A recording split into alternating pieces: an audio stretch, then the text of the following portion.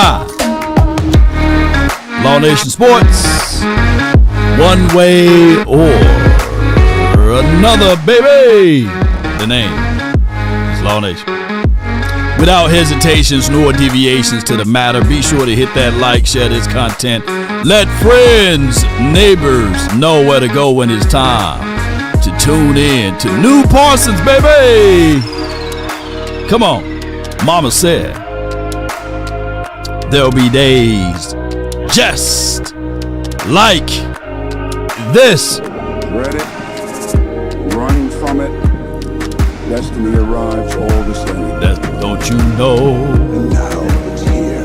That's the sound of the man working on the train. Yeah, don't you know? That's the sound of the man working on the train. Yeah. Come on, baby. Come on. As the room fill up, be sure, and I mean just that, be sure to hit that like. Sharing is caring, baby. All right. Put the one in the chat if the audio is straight. Come on. Stand tall or not at all. Come on.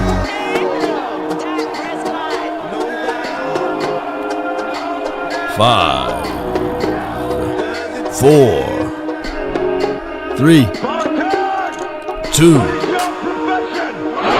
and what is your profession, baby? Yup. Come on with it. Let's get it.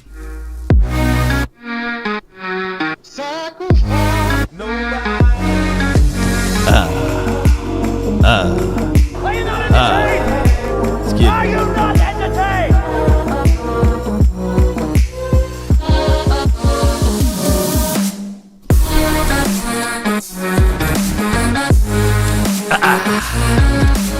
Ain't no party like a draft party. Ain't no party like a cowboy party. Ain't no party like a Law Nation party. Come on.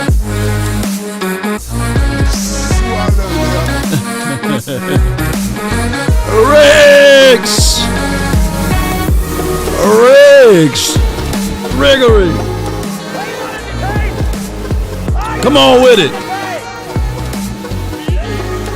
Come on with it. Good morning, good afternoon, and good evening. Boy, I'm telling y'all, man, it takes a special person to do this every day, and I appreciate y'all so much, man, for y'all to do this with me every day. You guys are the special ones, right? Especially, draft party is wild, man. It takes more y'all special, man, and let me beat you to it. I love y'all, right? I beat y'all to it. I rage ate y'all today, so y'all couldn't get it out. I got it out from you today. I love y'all, and I appreciate you guys so much. Y'all just don't know. Y'all help me out. Y'all help Law Nation out. All right, so already I do like the aspect of Parsons being able to spit and speak his mind. We're going to talk about that. I do like the recruiting Parsons. You know, he didn't think we saw that. We see him trying to butter up Jeanty, you know, so I do like that aspect out of it. I do like that Parsons is willing to even take a pay cut to be here, right? That's what he said. So I know David Mugala, or however you say that man's name, he's punching air right now. I do like that aspect. Not saying that players shouldn't fight for their money. So, yeah, I like all of that. I like the new Parsons. I like the angry, upset Parsons, baby. So appreciate Appreciate that. That's why we working together, man. We working, behind the scenes type of stuff. I don't want the fame, but I do want the ability for this company to work. So do me a huge favor, since y'all tuning in. Shout out to those who already been obedient enough to go ahead and comment. Treacherous One, appreciate you. 8 Blue 8, he already said, hey, Law sent me, so I appreciate y'all. And I know we got more than 2 people that can click on that information bar right there and click on Lions Heart Transportation and let them know that we pumping and pushing them out, because we got some things that we going to do during the off season together with that particular company. So let's get into the goodness and the graces of it. Shout out to Lion Heart Transportation. So as we get this going, I know that most of you guys came here for the information in the news, right? So I got you. So hold tight for your boy. Let's get it. Let's get this thing going. We may have a commercial here, but hold on. Let's hear a little bit more from Parsons before we move on to other Y'all hear issues that? emerging from this game, because there are plenty of different angles to address. Here's Parsons from after the 27-20 Let me turn it up. loss. Let me turn it up just a little bit more. Highs and lows of another tough defeat. It was definitely a huge momentum shift. I mean, we just caught a huge stop. We're going to 2-minute drill. It's just real hard to you think to believe you can pull that game out from that situation. That hurts. Between the players, I mean, so many situations. It's just, I wouldn't say it's snowballing, but I don't know. It seems like we're paying a due that's not fair. I don't know if it's bad luck, karma. It's most of those things. In terms of the work ethic, everyone's working so hard. I mean, I think we really did well. We could have did a little bit better containing. I think we gave up some points, but, I mean, you tell me we hold Joe Burrow to 20 points and 2 minutes left with our offense, the way we was moving the ball today, I think we could win the game. All right, so Parsons is going through the reality. He's going through the reality of what we've been going through. And he just sees it, and he calls it out like the curse, the hex, or bad luck, and all of those things. It got to be something like that, y'all. It got to be. It got to be. No other organization going through this, everything we done touch, it's like, man, somebody done said, until you do right by us, Jerry, somebody did one of these on them, somebody did one of these. Until Jerry do right by us, nothing is going to work. Nothing is going to be solidified to the greatness, every single thing we touched, everything that we try to move for disintegrates in our hands, So it got to be something, man. I was like Parsons before Parsons became that person of Parsons. I didn't believe in none of that stuff until I saw Skeleton Key. I saw that movie Skeleton Key. Boy, I stopped going to Louisiana, boy. Shout out to Skeleton Key. But it got to be something of that nature. From Joey Galloway, we got him here. We traded for him. All of a sudden, the man had no knees. Everything was just snatched up, right? From the Roy Williams trade, he couldn't catch anything. You know what I'm saying? Fumbling and stumbling and all over stuff. We get a Julius Jones who gives us an unbelievable rookie run, and then 8 weeks into it, everything just snaps up, right? It's too many coincidences that happen like this, man. Look, what really took me out was when the slick ball. Y'all don't even know there's a Romo rule. They gave Romo a slick ball in 2006. A slick ball, Slick Rick ain't got nothing on that ball, right? Shoot, Diddy. And I guess you got to say no jigger now. No jigger, no hover, no Diddy. Got nothing on that ball. So I don't know, man. I love this team, but everything we done been able to touch disintegrates. Blame potato salad face Jerry Jones. It's Chris Blunt. Yeah. Yeah, it's just the weird. Anything that's can weirdly happens. You know, here. You know, yeah. Both of the Roys. You know, look. The other Roy when he was dating Kelly Rowland. You know what I'm saying? We was like, yeah, that man is rolling. Yeah, he's doing the right thing. Then they changed the rules up. You had to allow the opposition to catch, turn, and get upfield. But before that rule happened, Roy Williams was on his way. I'm talking about the safety Roy Williams. He was on his way to being one of the NFL greats as it relates to safety. The reincarnation, you know, a running lot type of guy, you know. But then they changed the rules, you know. I mean, he broke Terrell Owens' legs in 30 million pieces, you know. Like anything that we have going good. We had Ken Hamlin. Who remember Ken Hamlin? Man had 5 INTs. All of a sudden, on the last or the 5th INT, he snapped up his neck, you know, like, God dog, what's going on? His whole neck came apart, never to play football again. So it goes on and on. I can tell y'all storylines after storylines, but really what hurts this year was us just thinking, man, that Overshawn, even though this season may be a wash, but next season, oh yeah, that Overshawn gonna be him.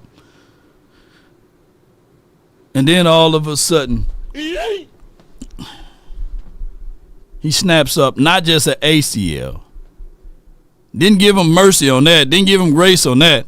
You know, ACL, PCL, MCL, you know, God, ATL, all of the L's just gone. You know, I'm sitting here like, God, dog, the recovery going to be crazy.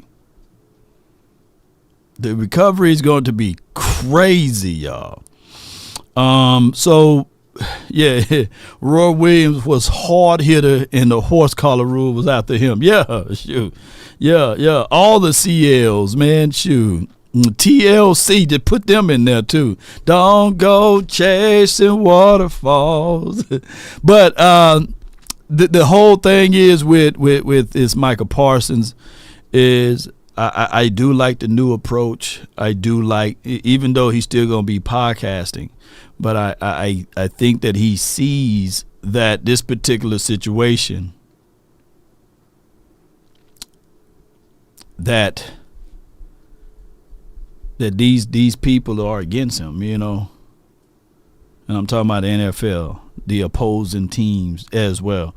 The Dez catch, no catch, just Jamie. Yeah, it was one time, believe it or not, I think Dez caught a ball, and we talking about the playoffs, but it was one time before Dez caught a ball on the sideline, touchdown.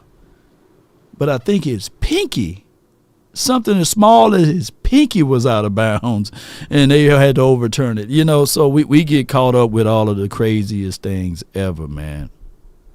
Like that 2014, people talk about that catch, no catch with Dez. But what about, what was the kicker name? He never missed. It started off with him missing. And then it started off with the other thing, whereas DeMarco Murray, it was just him in the goal. He was going to hit the goal post. And then all of a sudden, boy, we have like the worst losses ever. You know what I'm saying? We don't have like a casual loss. We have the worst. Dan Bailey, that was his name, Angie. Appreciate you. Yeah. What the F? Life ain't fair, James. You ain't lying, dog. You ain't lying, dog. Jeez. But it's a little extra harder being a Cowboy fan because other teams can have their pitfalls, have quarterback to wide receiver controversies, and nobody talks about it, right? Nobody knows of it, right? Nobody knows it, you know. But when the Cowboys, you can literally have someone picking their nose, just trying to get it out, and it'll be on all of the pages of the networks there. Yeah. Aubrey is the new Bailey.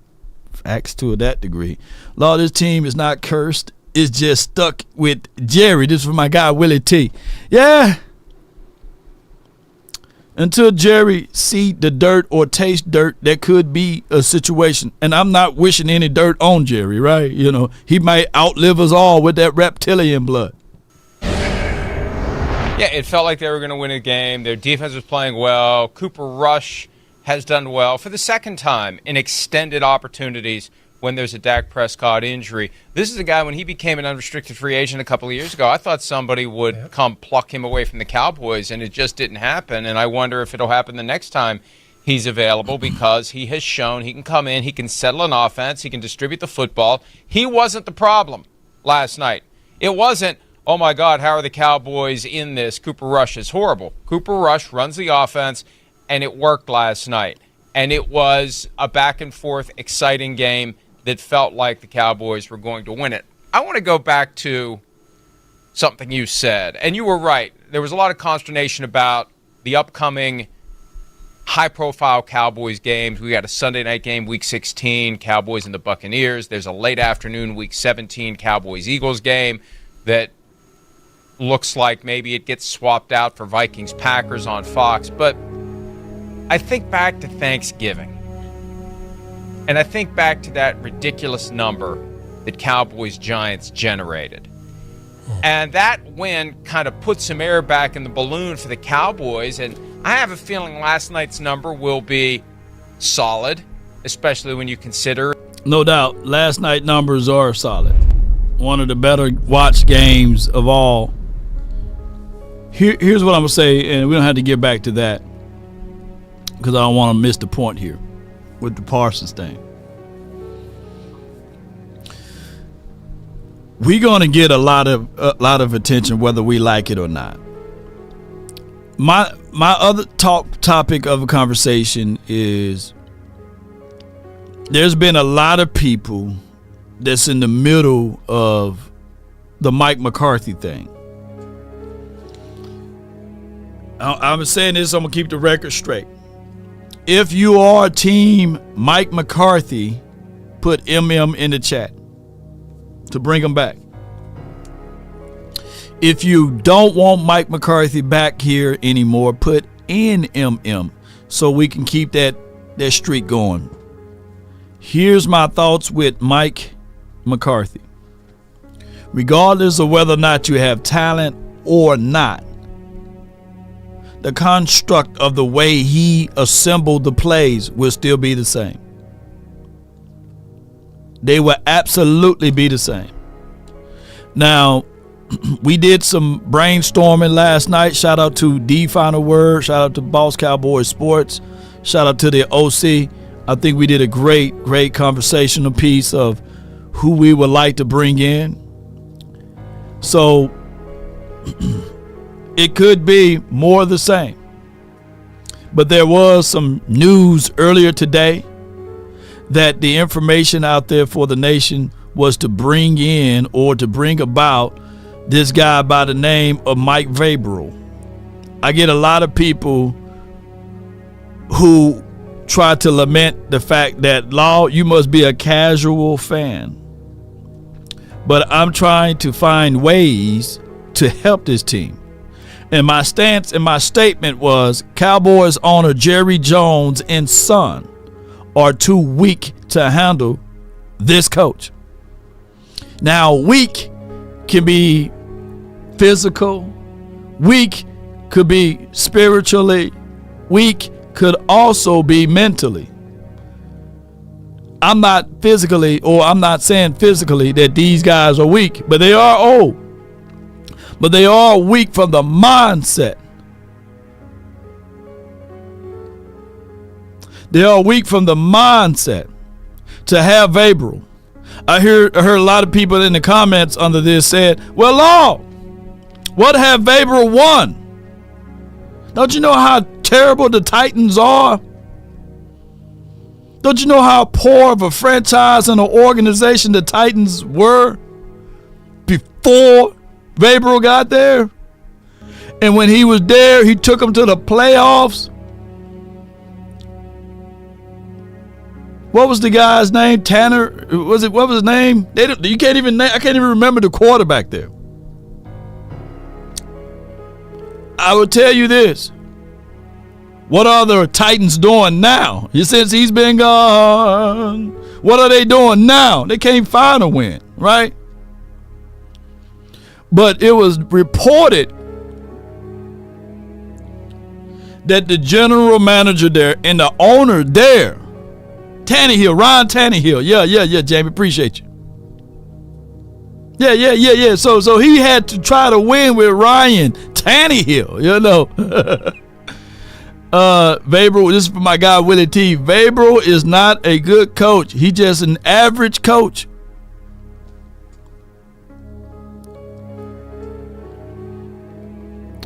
All right. I get what you said. How average are the Titans now then? You know, are the Titans even average now? Can somebody put down in the chat? What's the Titans record?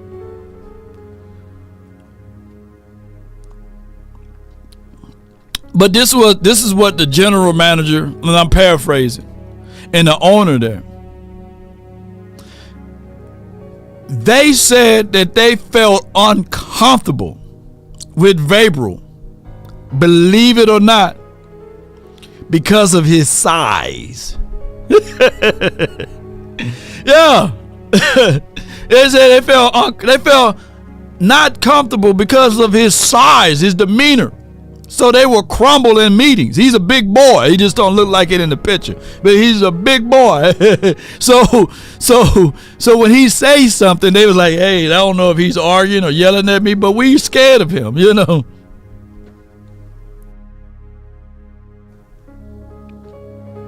Yeah.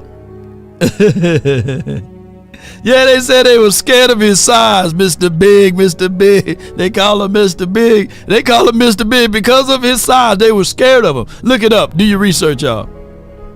So I can only imagine if Jerry and them, especially Stephen Jones, if they sitting up there and they key, and he say what? Say that again. They probably fold. Jerry be like, "Oh, this is the one." Jerry probably like, "Give me some salt. I need some nitrates. Oh, put it on my McGretto. I'm getting up out of here." Gene! Oh my gosh. Is his wife named Jean? Gene! Charlotte! Jerry Jr. Get back, Steven. I'm calling the Jerry Jr. You probably poisoned me. They don't want this smoke, right? So, I get it, but my guy says, my guy Cowboys, I always love this. Cowboys already have a coach in-house. Coach that have won 12 games in the last 3 years in a row. They made QB the highest paid player because of the bad casuals like you who want the head coach to be gone. Make it make sense. Damn, some people laughing out loud. Now, the good thing and the great thing about all of this is that he's saying that I'm a casual fan, right? And let me see. But when I click on his profile, he follows me, So at the end of the day, you following the casual. But I'll say this, and I'm saying this to all that's watching. What kind of contract do you want Mike McCarthy to get? Or what kind of contract do Mike McCarthy deserve?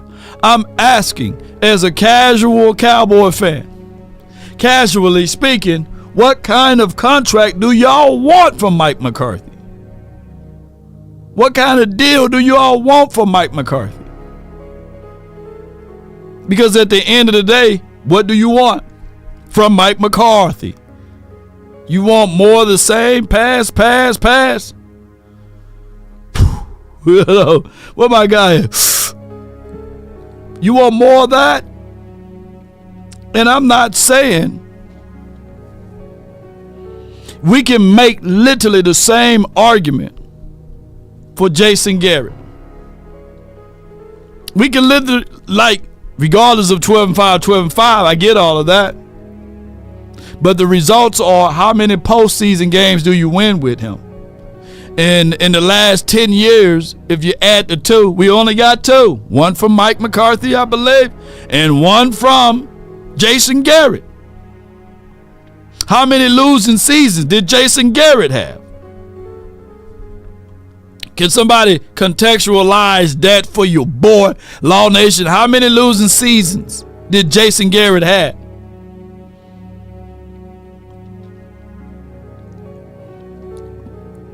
And to really drive this home, within the confines of the losing seasons, equivalency all happened when the starting quarterback went down. So all we doing is rearranging the furniture on the Titanic. 8-8 King. Realistically, this is for my guy Drew. Will the Cowboys pay a shining new head coach? And that's another part of the conversation. Yeah. Yeah. And I'm not saying, hey, man, let's bring Garrett back. You know, let him be the play caller. Look, add the two. Yeah. Maybe Mike McCarthy can tell Jason, twin, where have you been? Body to body, record to record. Jamie says one losing season.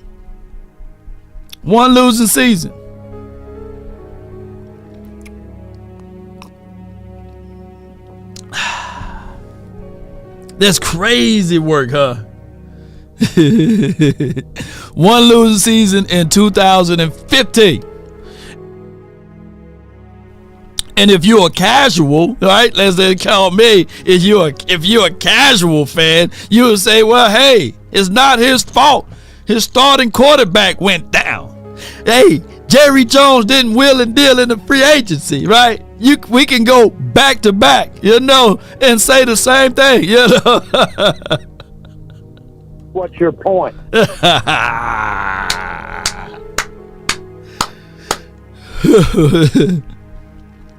So, Fran says, what's your point? I love it. What's your point?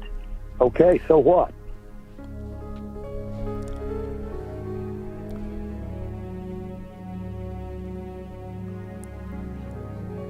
It goes back to that storyline of what I said. Rearranging the furniture on the Titanic. It don't matter. It don't matter. Hey, put the folding chairs over there. Hey, can you carry that deck? Yeah. That chair deck. Yeah, the one with the umbrella. Put it on the other side.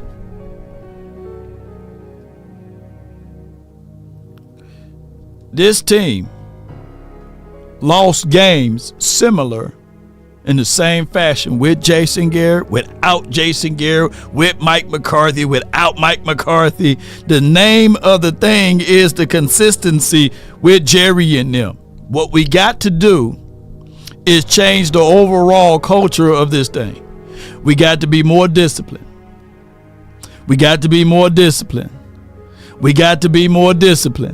Right, angry Cowboy fan. I'm just sarcastically speaking. You know, I know I'm not a casual. Yeah. Angie said, switch them chairs around. Do you want red chairs or do you want blue chairs? Wade Phillips was 34 and 22. Yep. Jamie, yep, you're right. We need new play callers and accountability. You're right. You're correct. Yeah, we do need this accountability thing. So what I'm saying is, of course, one coach is a Super Bowl winning coach, right? Out of Mike McCarthy. The other guy, he's just barely making it to the playoff coach out of Jason Garrett. One can argue, hell, the Super Bowl would have probably been there if Mike McCarthy wasn't there, right? You know, in 2014. Discipline. New Micah had change the culture. That's what I'm gearing to. Here's Mike McCarthy. Here's not Mike McCarthy, but here's Here's my guy, Parsons. Heisman finalists, they're all great players. I've watched Recruiting. multiple of their games, and then obviously got to play against Dylan Gabriel, see him live. So they're all great players, but I just think for me, I mean, you go week by week, you watch the film. By week 4, I wasn't seeing anything less than an 8-man box. So that means the whole defense every single week is geared towards stopping me, and they still couldn't. Some, they might have, slowed me down, but I won't even say that because some games I just didn't play my best, which is human nature. But I just feel like there's that, and then people want to talk about the conferences, okay, whatever. But, when I played in ranked games, against ranked teams, I put up big numbers against them and proved that it doesn't matter who that I'm playing against. I'm a great player on the field. And then just for that brother said, I'm a great player on the field. Line them up, lace them up. I'm that great player. I'm him. I'm Himothy. Now I will get the Amazon guy to come through right now. All right, and I think I got to sign for this package. So what I'm gonna have to do? Yeah, he coming in. So what I'm gonna do is I'm gonna rewind it all the way back. It shouldn't take me that long. First of all, y'all listen to that. All the Heisman finalists, they're all great players. I'm gonna time it just right. Multiple of their games. It's good to get packages throughout the day. But all right, I'll be right back, y'all. They're all great players, but I just think for me, I mean, you go week by week, you watch the film. By week 4, I wasn't seeing anything less than an 8-man box. So that means the whole defense every single week is geared towards stopping me, and they still couldn't. Some, they might have, slowed me down, but I won't even say that because some games I just didn't play my best, which is human nature. But I just feel like there's that, and then people want to talk about the conferences, okay, whatever. But, when I played in ranked games, against ranked teams, I put up big numbers against them and proved that it doesn't matter who that I'm playing against. I'm a great player on the field. And then just for us to, win the conference, not only that, but, make history and bring Boise State to their first ever playoff appearance. I mean, I feel like there you go. Like that was the final check box, you know what I'm saying? And being a leader, a captain of this team, I'm not here to like toot my own horn, but, I have put a lot of work in, and I have helped lead this team, to the success that we have right now. A lot of other great, players and teammates have, but, a big part of that was on me. Like, since the beginning of the year, the pressure was on me to, lead the team and, help us get to where we need to be. Yeah, man, like you kind of took NCAA by storm. What do you think was went from that big jump from last year to this year? Yeah, last year, I'll say even then, like I didn't, from like an IQ standpoint, I still didn't know a lot about football. And, people will always talk about running back. Well, it's so easy. It's so simple. I mean, yeah, it's not as hard as other positions you could say, but there's still a lot of things that you need to know to play the position. There's still a lot from an IQ standpoint. So I think from, just knowing what we're doing as an offense, knowing what defenses are doing, knowing blitzes. All right. All types of stuff that comes. How much we miss? Playing football has really elevated my game, and then just the work. Like this off-season grind was different. Like it was. All right, so basically, I'll say this. Talk that talk. Here's what I like. I like confidence. I do like the stir mindset of what Jeanty is bringing to the table. But what I don't want people to do is to think that when we get into this draft, that is Jeanty or bust. I don't want y'all to have that mindset, nor do I want you all to believe. And if let's see, nor I don't want you guys to believe. Let me see if I got one more thing I got to do here. Hold on. I don't want you guys to believe that this is the end all be all if we get him. And I don't want us to hype up this too much to a degree that I'm going to put up right here, that I don't want you guys to feel that way.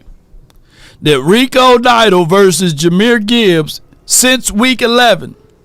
Dido had 357 yards rushing, 277 yards after contact, 16 forced missed tackles, 9 runs, plus 10 plus yards, right? And Gibbs similarly have the same or equivalency of the same similar numbers, but lower. He have 289, 234 yards after contact, 14 missed tackles, and it's a code that I need to get. Hold on. Okay, I thought that I was able to give it to him. He must have another package.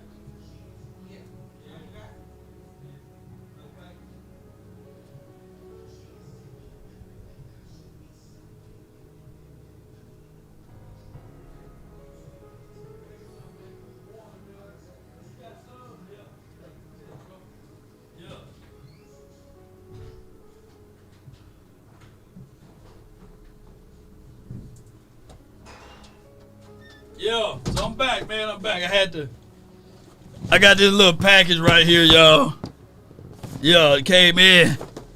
Yo, this new lights for my studio. But neither here nor there. It never fails, man. Let me tell you, man, if you're going to buy any stocks, buy some Amazon stocks, y'all. You know what I'm saying? That business right there, I put that order in early this morning. And the studio lights came in, and I can't wait to set it up in my studio. Yeah. So Amazon and beyond. Now, where was I? I'm giving y'all horrible podcasting radio. But when you your own boss over here, you can do what you want to do, right? So appreciate y'all, man. But what I don't want people to say is that we don't need to draft the running back because we got Rico. No. Here's what I'm going to say again. It is better to add to, not to take away. Y'all get what I'm saying? For example, we wouldn't even be talking about this right now. We probably would have had the best tandem in the National Football League, or one of the best tandems in the National Football League, if we kept Tony Pollard this year. And if you use Tony Pollard plus Rico for what they're doing now, that would have been a crazy good tandem. And when I was telling everybody, I banging on the table, said, hey, be patient with Tony. He's not an every down back, plus he's coming off of an injury. Tony is looking really good. Yeah, you forgot to order your curtains. Shout out to you, Jerry. You know. What's your point? Yeah, so with that being said, what I've said here is don't fall too much in love with this, you know.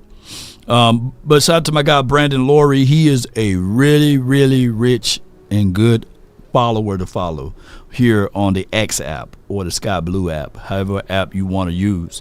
All right, so that's my thoughts on that. Let me get back to this right here. A sidebar conversation. Did y'all check this out? Brett Favre getting caught up. A long time ago. At least I saw you. Right. How you doing? When you fell down for him. I'm gonna get my sack back.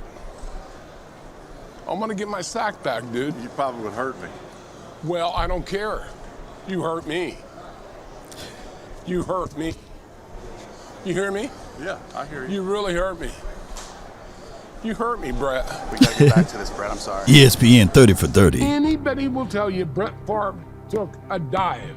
And you know it. She knows it. He knows it. And everybody knows it. I didn't know what had happened. The NFL should have stopped that and said, listen, no. That's not a sack. He took my record away from me. Mark Gastineau's record of 22 sacks in a single season, which he achieved in 1984, stood until the final minutes of the 2001 season. Yeah.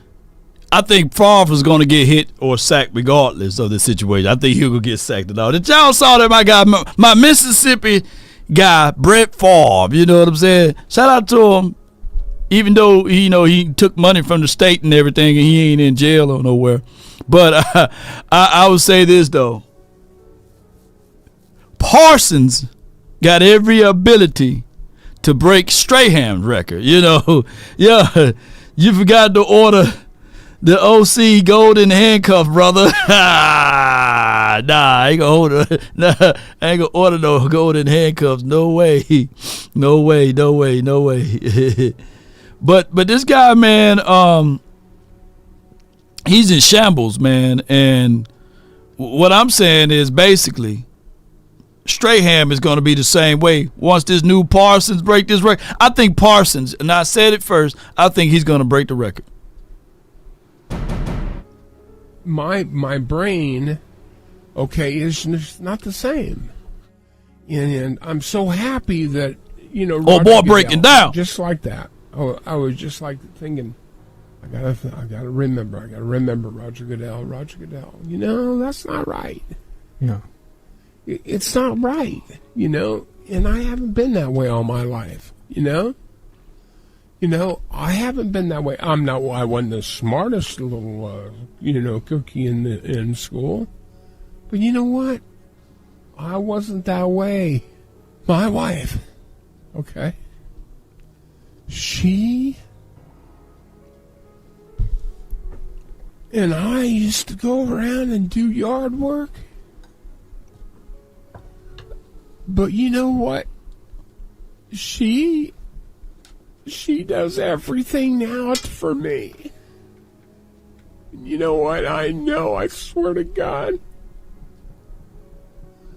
My church and everything, I thank God that I have the Lord in my life. Pete. Oh, boy's in shambles, man, over that record. And yeah, TJ did tie it. I'm for 100% sure that next season, completely healthy, maxed in with how Parsons is feeling now. The reason why I just want to give y'all some context to it, right? We're not laughing at that man's misery. But we can tell that these records means a lot to these legacy players once they retire. That's what they hold on to. That's what they lean. But what you can literally say to this right here. Yeah, Jay, we should have kept Amari Cooper. Yeah. That when the right circumstances really hit, Parsons will be able to get there. And here's the reason why. Let's listen to him break down his passion for the game. And why I was upset, not only am I the most incomplete competitor, I don't think there's anyone in the world, listen up, except for some of maybe the top 3 greatest players of all time, like MJ, maybe RP Kobe Bryant, but I think I'm in their category of competitiveness. I don't think there's anyone more competitive than me, man. I kind of, and it's heartbreaking for me because I promised y'all, Cowboys Nation, that we would make a run. I was doing everything in my possible manner to make sure we did that. And I wanted to put my teammates in that situation. I wanted to win real bad for our unit, but right. I wanted to win real bad for, the ownership, the fans. Like, it's so much more. Like, I'm carrying this chip on my shoulder where I want greatness for everyone. I don't want to lose at home, and the fact that we lost and I felt like we could have won that game, that killed me, man. Like, I want to win so bad. I all I know how to do is try to find ways to win and impact the game. And sometimes when you come up short and it's a factor where you can't really control all of it, it sucks. It just kind of sucked the life out of me. And, I just feel like, it's like, damn if I do, damn if I don't. Plenty of fans, if I went over there and was all laughing with the competition after we lost like that, a lot of people would be mad. I walk off the field because the game's over and people are mad. It's just like, you can't make everyone happy, but I would just say in that specific moment, it was deeper than that. We're trying to make a run. We were trying to make playoffs, and kind of to lose that one, we needed that win. Swallow that. Sometimes you gotta swallow it. But I feel what Parsons is saying. Damn if you do, damn if you don't. But one of the things that he would get appreciative of is keeping that mean anger demeanor.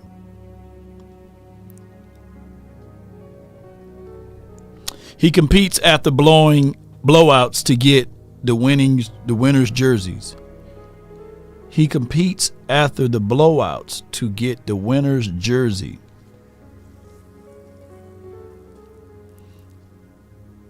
Appreciate your support, B-Bird, but explain to me what's he compete to blow out to get the winner's jersey? Is that what you're saying? Let me read again. He competes after blowouts to get the winner's jerseys. Are you saying that like he is competing to blow out teams to get the winner's jersey? Like break it down to your boy, you know.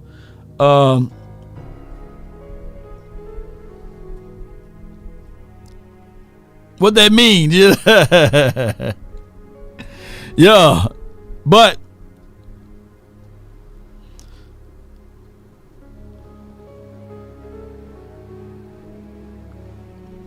let me tune in to my people over here. Who is out here complaining about Micah's reaction? You haven't seen it? They're calling him a crybaby. See, this is why I got off Twitter. That is fucking ridiculous. I'm trying to figure out how to organize my thoughts and not let my frustration with these comments take over and just completely derail me. I have literally had people criticize me, like to my face, for taking into consideration player emotions when I'm presenting a take or an argument. And what's even more wild about it, and I'm gonna go on this tangent for a little bit. We're gonna get back to ball, but what's even more wild about it to me is the fact that it'll be black men who tell me this. Mm-hmm. And I'm like, do we not have enough issues in society where it feels like black men in general do not have a space to be human and to express their emotions in a safe way? Because like, let's be real, Micah Parsons did not do anything violent or dangerous. No. He was frustrated about the loss. He was sad about someone who had become a good friend and one of his best teammates being yanked out of the game and possibly missing not only the rest of this season, but also next season. Right, and plus, like, who wouldn't feel for someone in that situation? If the cameras were in his face and he showed no emotion in the blank face, then that would have been a problem. He doesn't care. He's selfish. They didn't care about their teammate. So which is it? And to me, it's crazy to live in a world where people will be like, oh, nobody cares about how black men feel. Black men never have room to express themselves or to be emotional. But then, you know, a black man does it. Yeah. One who is well known, who has star power, and who is also known for being tough. Nobody's going to mistake Micah Parsons for being soft or weak. And he does it. But then you see black men take part in making fun of him and calling him names. All right. Two things I want to say. And I love these topics. Before we open up the phone lines and everything.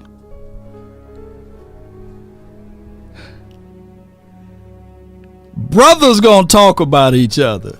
And I get Jazzy point and I get Candy point. But brothers that's how we do. We gonna jank, we gonna joke, we gonna talk about why your pants tight. You know what I'm saying? Why you wear that tight shirt. You know what I'm saying? We gonna talk about how you slip and fall. Boy, that's just the culture of what we do. We gonna talk about you. Now when people, like, for example, all I can say is basically, that's my quarterback. You know what I'm saying? Don't y'all know how much slack Terrell Owens got? You know, just for saying that's my quarterback. You know what I'm saying? That's just a form of what we do. Like my brothers, they hit me up all the time. Boy, we talk about each other like dog. To the point, Mom used to say, man, y'all better stop talking about each other. I'll make y'all kiss one another. We be like, nah, we're going to get on up out of here now. Mama, you crazy. You know, that's just what it's going to be. Now, Granted, they say a man ain't supposed to cry, right? But they gonna talk about that too. One of my drops is really a low blow type of drop, but it is what it is because we talk about it. What more do you want from me? That brother was having a mental breakdown, literally. She went from wanting $15,000 a month to $25,000 a month, and he like, I ain't finna pay you that much money. What more do you want from me? That's gonna be forever a drop now. And guess who knows it? He do, you know. He do. Like Tyrese know that that's gonna be a drop. But I get it. Parsons is a guy that seems and appears to be cheerful and happy-go-lucky, who loves LOVE, like my guy said, runs up to Christian McCaffrey and said, let's do the jersey swap. Right? So the emotion aspect of Parsons now, after the loss of this game, mixed in with the loss of Overshown, what we like to see now is for him to keep that even keel. We don't want you cheerfully dapping up the ops anymore. We want you to now go back to that point on how you felt when everybody was talking about you emotionally with your head hanging low, right? When everybody was talking about how you felt knowing that Overshown don't have the opportunity to play today or next week, or how long this thing that he got to overcome with losing his ACL, PCL, MCL, and all of the CLs, right? But guess what? You get that by going through some rough times, rough periods, the low dial moments. And that's why most of the Cowboy fans right now is looking at it like, yeah. But I don't think that most of you guys are considering calling Parsons a crybaby. Outside of those who's trying to sprinkle some hatred in here so that he can want to say, hey, I'm going to leave Dallas and go play for the Eagles. Because I seen y'all in the chat. Yeah, all the Eagles fans typically want Parsons on your team. It is not happening. It's not happening. Y'all had y'all chance. Yeah. We need a wide receiver just from Gill. I hope that we can. I hope we can get a wide receiver out of this draft. Yeah. Even Future said in the song, I'm not Terrell Owens. I bet I won't cry for you. Joking. Yeah. Future, man. That's the Future. That's what he do. It's an evil world we live in. Yeah. Typical Eagles fans and stay in law. Yeah. Stay over here. Yeah. Had an Eagle fan yesterday or last night basically paid $3 to laugh and scoff at Overshown injury, right? And that's just how it goes. I remember vividly that they cheered and they clapped and they was yelling to the high heavens when Michael Irvin was laid out like Family Guy in the middle of the field. Yeah. So the moment, and I'm not talking about all Eagles fans because I got a brother that's a diehard Eagle fan, right? So I'm not talking about all, but collectively, the total sum, majority, throw batteries at Santa Claus. They had a damn prison cell at the stadium, right? Right? The overall consumptions of Eagles fans collectively think that way. Only a few that don't. So this is how it goes. Eagles want our sloppy seconds so bad. This is from Stone Cold J. Yeah, live. But to put a little laughter in it, and speaking of birds, here I do this transition over. I got a brother, he ain't my brother, that's so cold, this brother was reading chicken like his brill. Come on with it. Chicken for $100. Look at this dude, man. Ooh, hold on. I don't know about this one. Let's see. That's KFC. That boy's at KFC. Yeah. That boy gonna eat the whole bird, ain't he? The taste is unique. The taste. Unique. Look at that.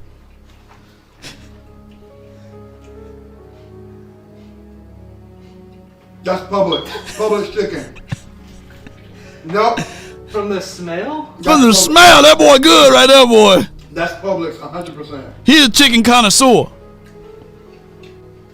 Popeyes. This Popeyes right here, this is my favorite. That boy started doing the Holy Ghost there. 100% Popeyes. You just touched it. You can tell. That boy can read the chicken like Braille. It's different than any of these. I don't know what else you got, but this one is for sure Popeyes. Yeah.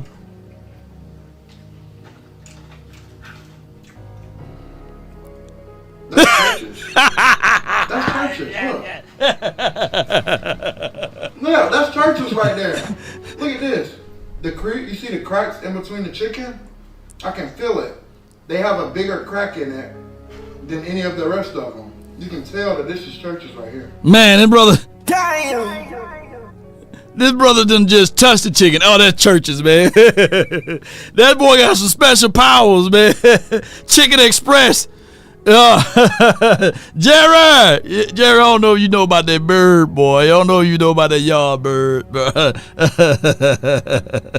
but neither here nor there. Let's go ahead and go through this right here. Underdog Fantasy, man. They are one of our sponsors for this episode today. And they have selections for tomorrow's game. And I want to get you guys ahead of it. Matthew Stafford been red hot. I think that this is going to be a game that Stafford going to throw the ball all over Niner gang, right? So I'm going with higher with him, and I think that Brock Purdy with 244 yards. Debo then came out, and they have some type of discrepancy. I mean, that's a whole nother conversation I'm going to talk about later on Debo. But I think that Purdy been down this year, and I'm going to go with lower. And with Underdog Fantasy, they have over 5 million users. And they gave out over, I believe, $1 billion or something like that of earnings. So check out Underdog. Use promo code LAW, and they will match up to $100 on your first deposit, and they have $1,000 bonus cash giveaway as well. So be sure to check out Underdog and use promo code LAW. We're gonna put 15 in and see what we can win with that. Appreciate y'all so much, man. Check out Underdog. Location error. Let me see. Please enable. I gotta go enable my location, and you got to be in the area too. So when you check your Underdog map, be sure to check that out. I just got to update my browser section. But keep in mind with Underdog, when you use promo code LAW, be sure that you are in the area that is located for to utilize their services. But what I really want to talk to you guys about is who is the underdog for us coaching for the Dallas Cowboys heading into the 2025 season. Will it be Al Harris? Will it be bringing back Mike McCarthy for a ham sandwich and maybe some French fries? Or will it be with the notion that what my guy, Boss Cowboy Sports, brought up last night? You elevate Mike Zim as the head coach, and then you empower Schottenheimer as your quote-unquote offensive coordinator. Let me know your thoughts on that, because I really want to know how you guys feel. Call my phone, hit my the hotline for your mind. Let's get it. 657-390-7391 is the hotline for your mind. Come on, baby.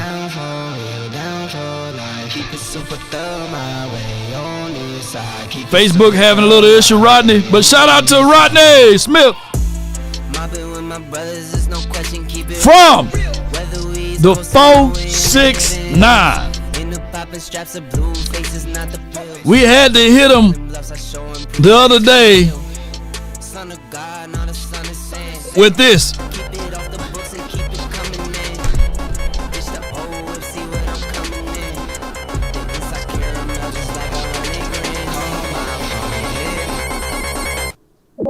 We had to hit Pastor Tim with that yesterday. Hopefully, Pastor done got it together today from the 469. What's on your mind? Hey, what's up, man? Yeah. Let me explain myself real quick, man. Yeah. And I got some things to say. But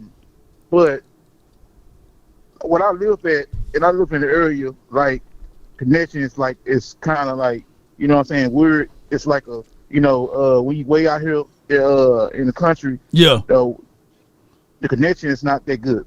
Okay, that's pretty good out here. But you know, when you got Wi-Fi, everything's good. So yeah. So hey, Pastor, Pastor Tim, you sound really clear now, though. You sound like you're in the next room right next to me, bro. You sounding really good, man. Yeah. So wherever you at now is a great spot. Yes, indeed.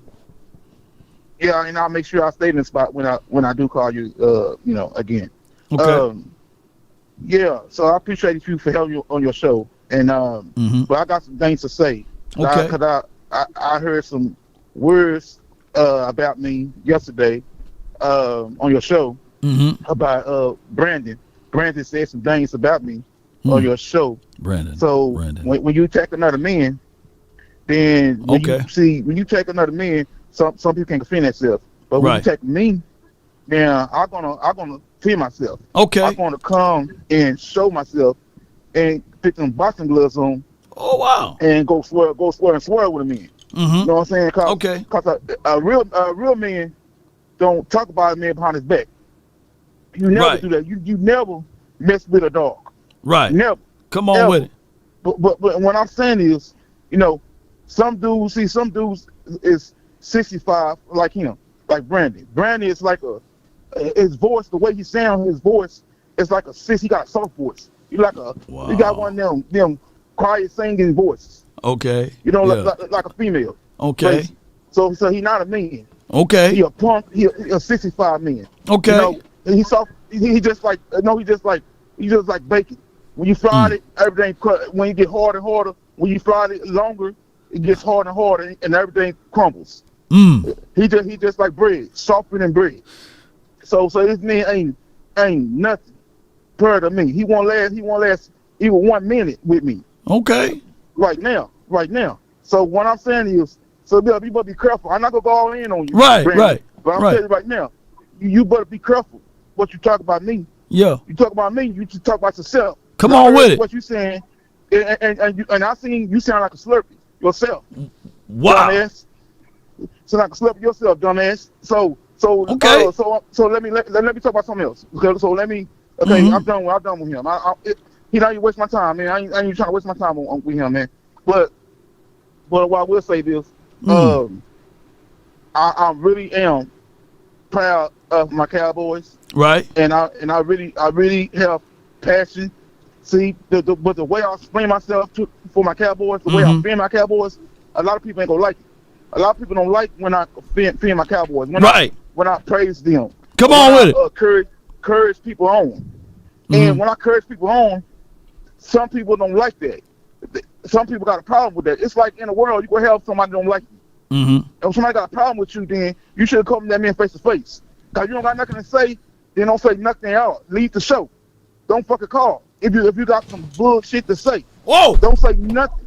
Yeah. Don't say nothing to a man. Come on. If you don't got nothing to talk about. So what he is, he jealous because Brandon is not me. He's jealous because he don't have the words what I say. Come on with it. I speak. Come on with it. He ain't nothing nearly. He ain't nearly close to me. So that's why I ain't gonna worry about him a lot. Cause right now I could go in on him a lot. Okay. But I ain't gonna do it because I'm a better man than that. Okay. I'm a better man. Come on with it. Like I said, because you know some men like to wear dresses. They got two men in the world. Some men like to wear dresses, and you got the real hard working men. A hard working man is me. But some dudes like to wear dresses and run around and being wretched and crying, and cause they can't be like you. So dudes like that, you had dudes like that. I know back in high school you had people like that. Right. Trying to pick on you, Right. So we all had dudes like trying to make fun of you, trying to do all this other crap. Correct. And when you beat them up, when you test them in that arena, you beat them up. Then they want to cry. They want to call the police. You call the police all you want, but they ain't gonna come for your ass. They not. They're not. Cause you gonna be already cut up and tossed out, and I'm gonna feed you to the crocodiles. Come on with it. So you don't got no nearly close to me. But like I said, Go Cowboys Nation, and I'm proud of my Cowboys no matter what, if we lose or win. We gonna fight to the end, you know, at the end of the day. Fight to the end, no matter what. Like I said, it's a lot of jealousy. People might be jealous when I talk like this and when I be real, but that's what I do. I speak nothing but the truth, baby. Nothing but the truth. And I thank you Lord for having me on here. Yeah. I appreciate it. And y'all have, I'm sorry. My birthday is tomorrow, and I will be 41. Come on with it. So I will be 41. My birthday is December 12th. I will be 41, baby. 41, baby. Come on with it, man. Hey, I would sing, but you know how it goes, you know. My girlfriend got something special for me. Come on with it. My girlfriend got something special for me, and I can't wait, bro. I can't wait. Yeah. So I thank y'all, man. I thank y'all so much, man. And God bless God bless all of y'all. Yes, indeed, man. Hey, man. I really appreciate you calling in, getting that off your chest, and being so clear and concise now. And hey, I'm glad that you can take the joke with what I did with the Sonic thing. I hope you wasn't mad at me. Yeah. I mean, I take that, man. I know you joke. Yeah. I'm good.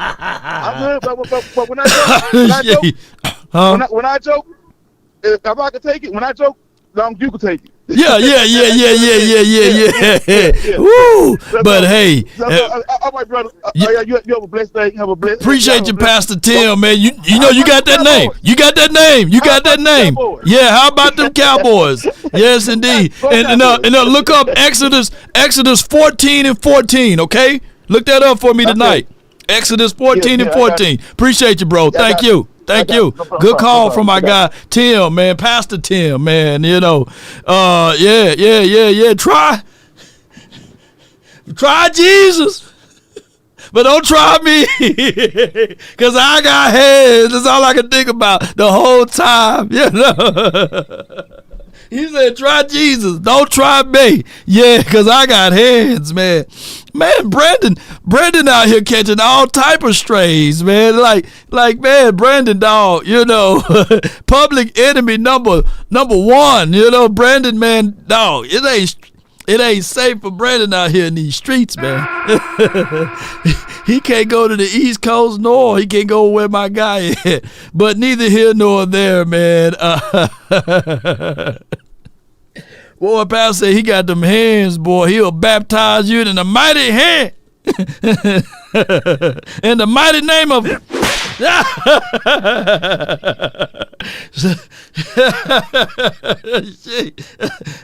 let my guy on.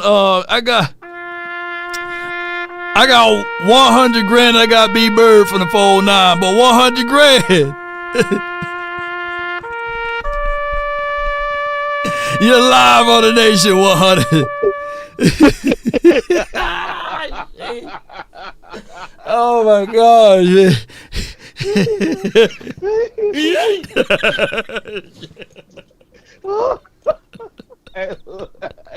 He said he wear dresses.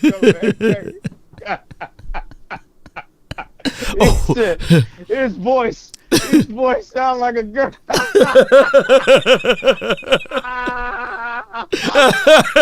Pastor called in and did this right here. God sees in you, but you don't see yourself. What is your channel? Hey man, need to do that Lord Nation fight night, man. Fight night. I'm definitely got to get that started. Like Rollo and oh my God! Gilly and Wallow got that fight thing. Going on. Yo, man, I wasn't ready, man. I was sitting here like, he sounds super clear. He's concise with his words, man. He right there with AT&T or Verizon. He had them right in his hip, like, y'all better not mess this connection up, cause I gotta talk. I gotta talk. I'm a show. Sometimes I gotta pop out and show. You know he had to pop out and show. Freddie Morales says Exodus 14:14. The Lord will fight for you, and you all it needs need to be still. Yes, indeed. I be saying Exodus 14:14 for real all day, man. Oh my gosh. He got.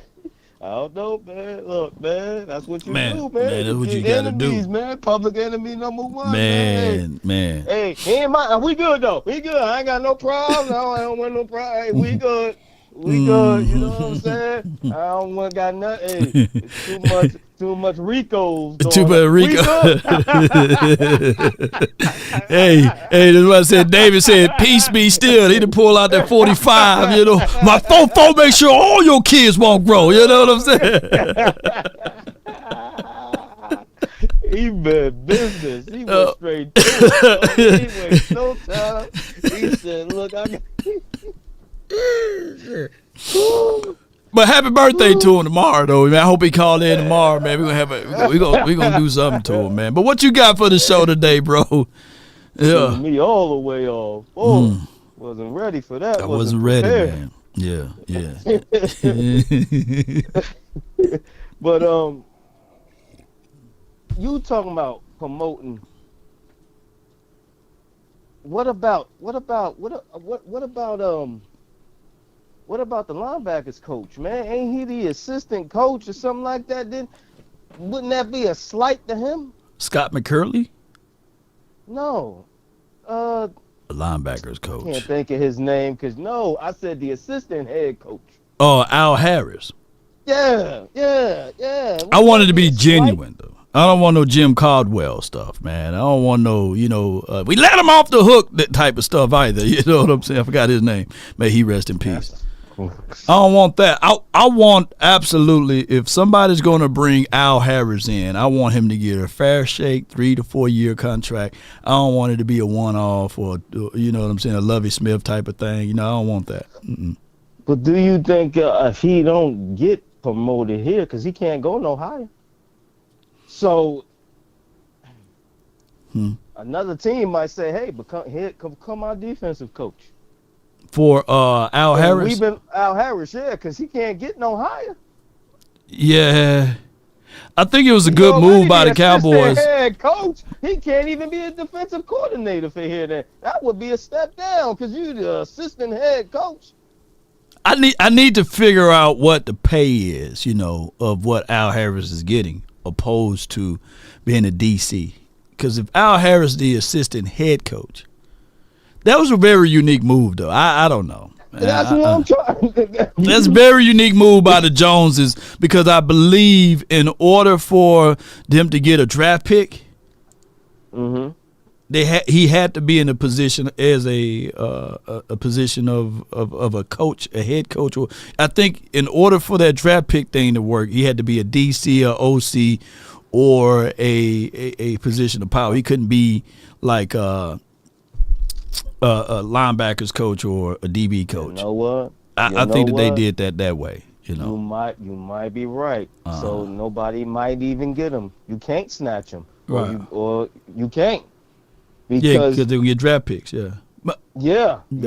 Wow. Okay, Jones just did something right. Did something right, because, boy. I think the 49ers did it when, what's the guy named Mike McDaniels? Yeah. They say he a brother, but he don't look like a brother, but they got minority picks from him. You know what I'm saying? They say he a brother. I'm like, wait a minute, man. Hold on. So, hey, man, do whatever you need to do. Shapes and sizes and colors, though. You know what I'm saying? Facts. But that daddy, Mike McDaniel daddy, need to do that DNA test, though. He's yours. Like, where? That brother right there, he's getting the sun. He's getting it up in just a little bit longer. Oh my God! Shout out to Mike McDaniels, though. He wears some fresh kicks. So, yeah, they said hire Brian Flores or Steve Wilkes. Yeah. Like I said, man, I don't care who they hire, man. As long as the Joneses is in control, man, they gonna treat that guy like a puppet. I think that you gotta come in here and be a puppet. You got to come in. Here. You got to come in, and you got to lie to kick it. You got to say one thing and then do another. And that ain't gonna work, man. We ain't never gonna get the results that we want. No doubt. It's just not gonna happen. That's the only way, man. It's gonna be the same cycle. The same cycle, man. So since we know that that's gonna be the same cycle, ain't no sense in talking about it no more. We just gotta get, hopefully, the Joneses say, you know what? We gotta spend on players. That's it. Spend on players and spend on talent and hope that is the difference. Right. Because we can't coaching ain't gonna be the difference. I'm sorry. Yeah. Coaching ain't gonna be the difference. So we just gotta get players in here, and hopefully that's the difference, man. And that's the only hope I got. We getting all this money next year. It's been rumors that we gonna get us a top wide receiver to pair with CD Lamb.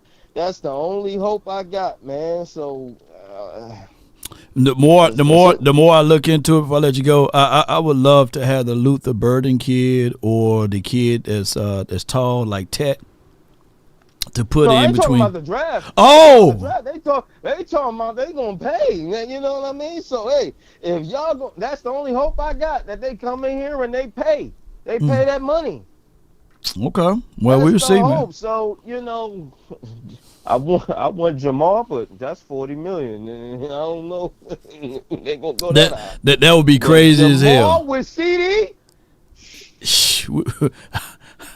I buy tickets to the Super Bowl. I'm like, why you buying these tickets so early? We going to the Super Bowl. Hell yeah. With CD and let us. I would all of the sins of the Joneses will be forgiven. You know what I'm saying? When they got Jamar, if they get Jamar, and still draft Jeanty or Mari or somebody like that, Marion. We back on the train. Shoot, man. I changed my last name to Jones. Law Jones over here. Yeah. But what is your counter? What is your damn count? Yeah, I'll be Jones like they all in. I'll be all in. Yes, indeed, man. I got a feeling they're gonna do that, man. I got a feeling they realize we got to go all in, man. No. So I got a feeling that's what they're gonna do. That's what they're gonna do, man. That's all in next year because they're gonna have the money, man. No doubt, man. Appreciate you for calling in, Chief. All right, man. No doubt, man. $100,000. Yeah, that would be crazy, but that's just wishful thinking, right? Can you imagine? The NFL would do like what they did to my Lakers a couple of years, like way many years ago, when they stepped in and said Chris Paul can't go to the Lakers now. You know what I'm saying? We don't want that to happen. Yeah, we don't want that to happen. They vetoed that, but shout out to Chris Paul. Chris Paul still playing, right? Chris Paul still playing, but they should never block that, man. It would have been good to see Kobe and Chris and all of that. But I got from the 409, what's on your mind? Talk to me, B-Bird. Hey, what's up, Law? How you doing, man? What's good, bro?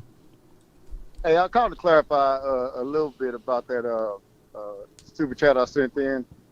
I said about the jersey swap. I said that he's competing to be the first one to get the winner's jersey, kind of like he did Chris McCaffrey. Oh. So the issue I kind of have with this thing, and I know this ain't going to be a popular opinion, but it's okay. I just don't see how you can be so distraught on the bench and head to the locker room before, the clock goes out in a season that you're 5-7, where playoffs hopes are slim to none anyway going into the game. But then when you lose at home to San Fran, you didn't act that way. When you lose on the road to San Fran, you didn't act that way. When you had the very important game last year, the show who we are game, and got blowed out last year, and after that game, you did the jersey swap. I find it hard to believe that's sincere of him walking off the field and doing all this stuff on the sideline. To me, it was kind of a show, and it was done on purpose. And that's no different. And you mentioned it, no different than T.O. crying afterwards with the "That's my quarterback."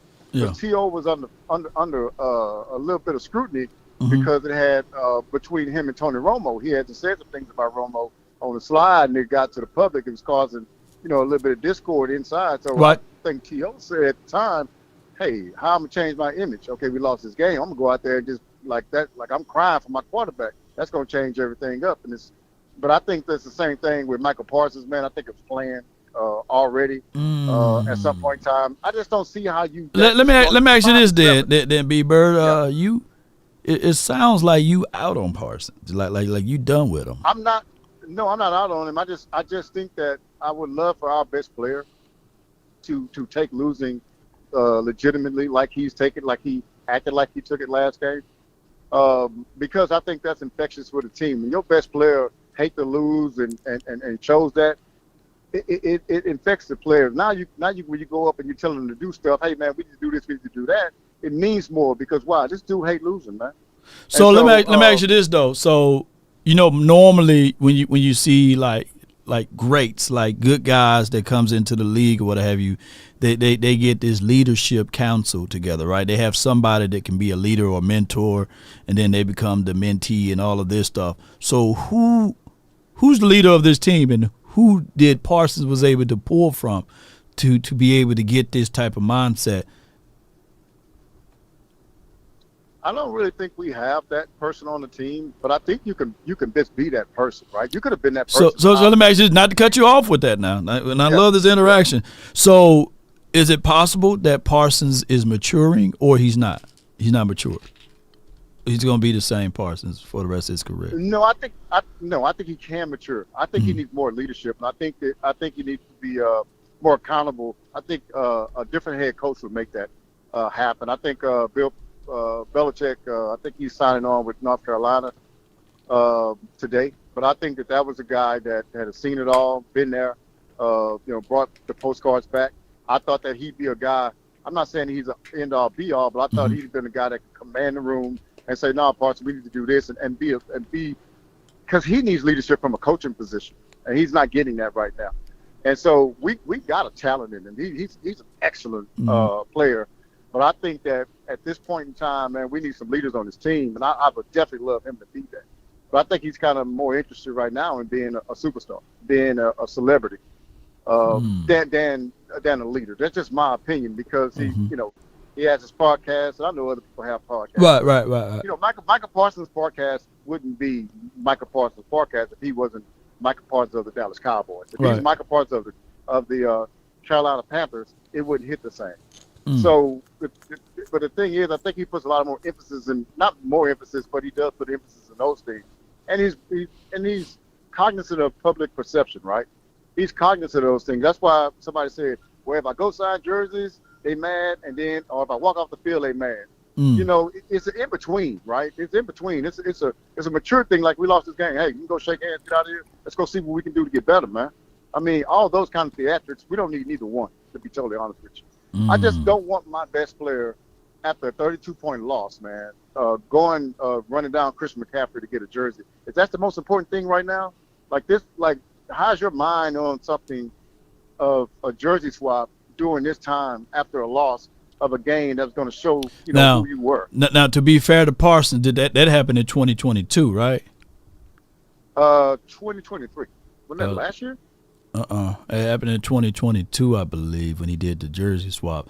Last year, did it happen in 2022? It could have happened last year, but I thought it happened in 2022.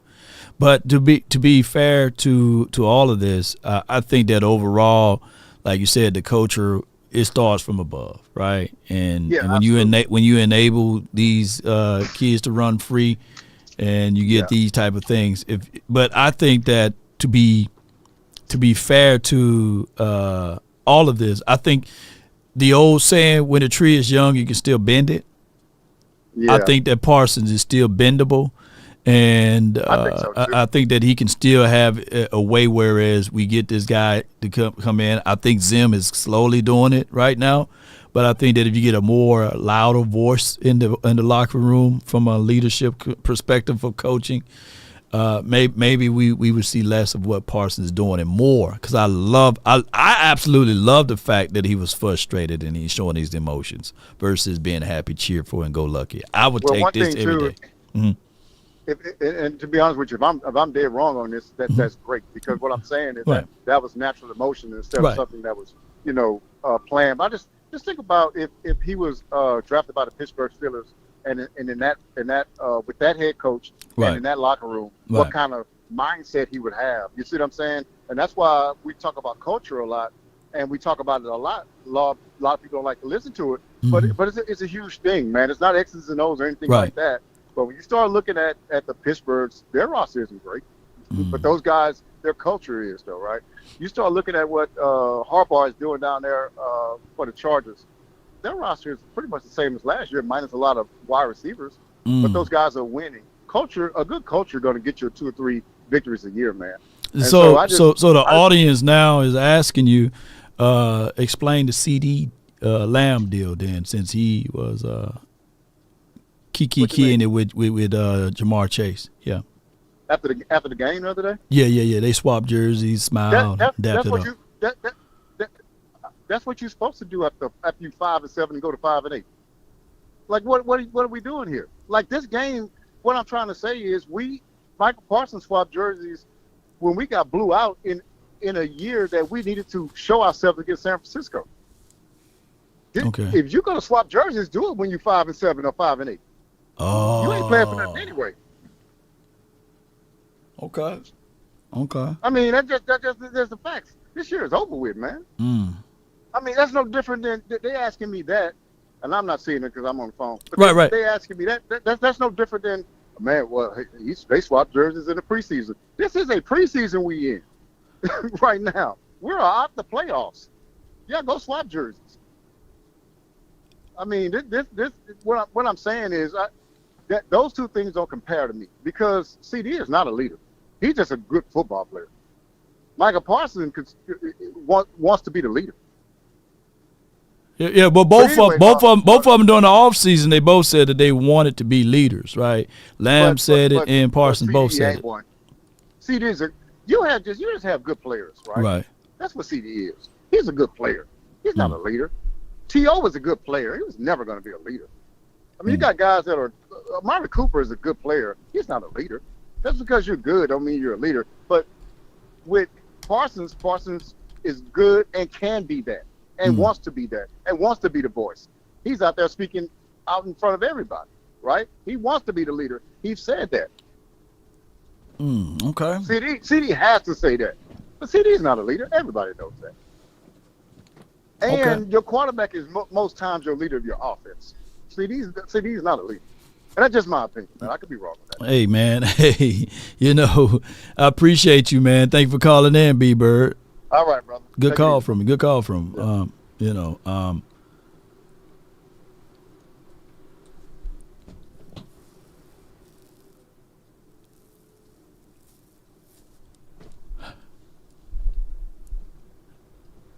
I don't know what to say.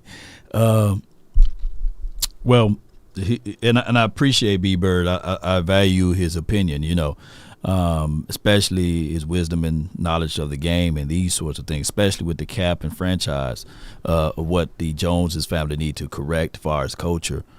But and he did say Parsons is bendable, like he's still youthful.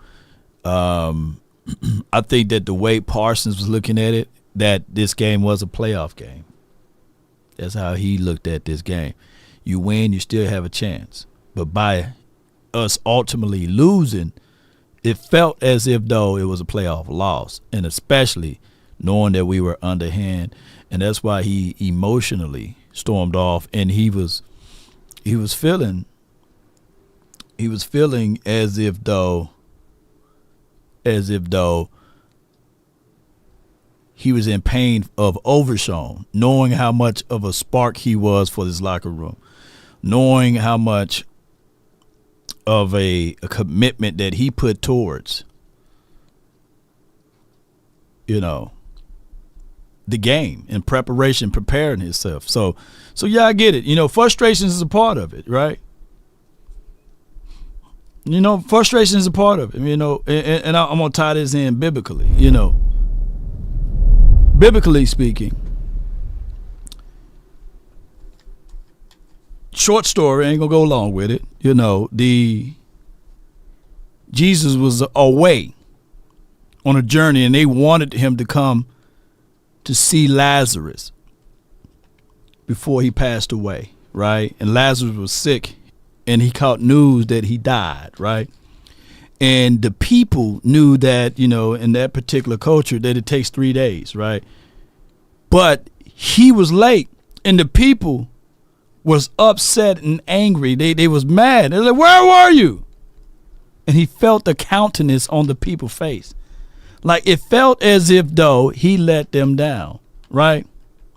But if he were to say, just come forth, they said that he had enough power to bring forth every dead person.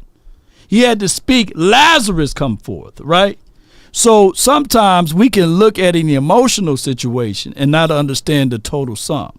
So from that aspect of it, and I hope I'm not losing anyone with this particular conversation, that we can assume one thing, but it can be another.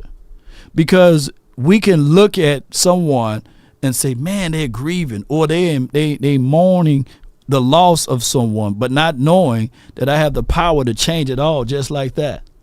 It doesn't matter. He could be dead for 30 years. You know what I'm saying? He could be dead for 30,000 days. You know what I'm saying?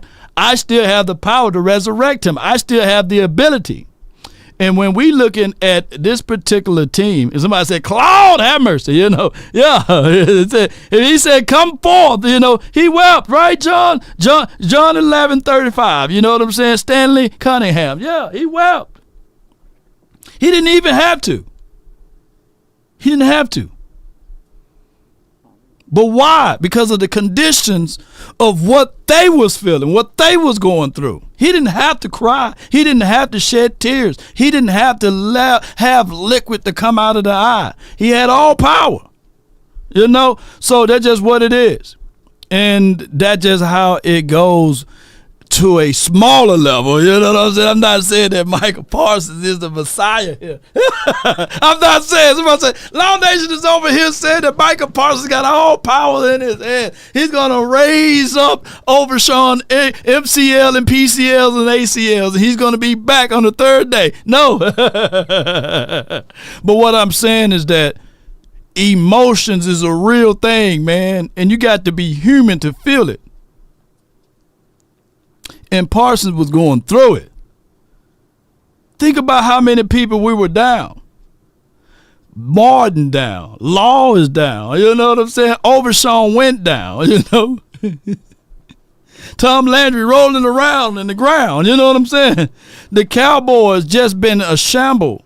Like everything that happened positive for us. We get a play from Joshua Butler a couple of weeks ago, and we saying, yes, we found a diamond in the rough. And the very next game,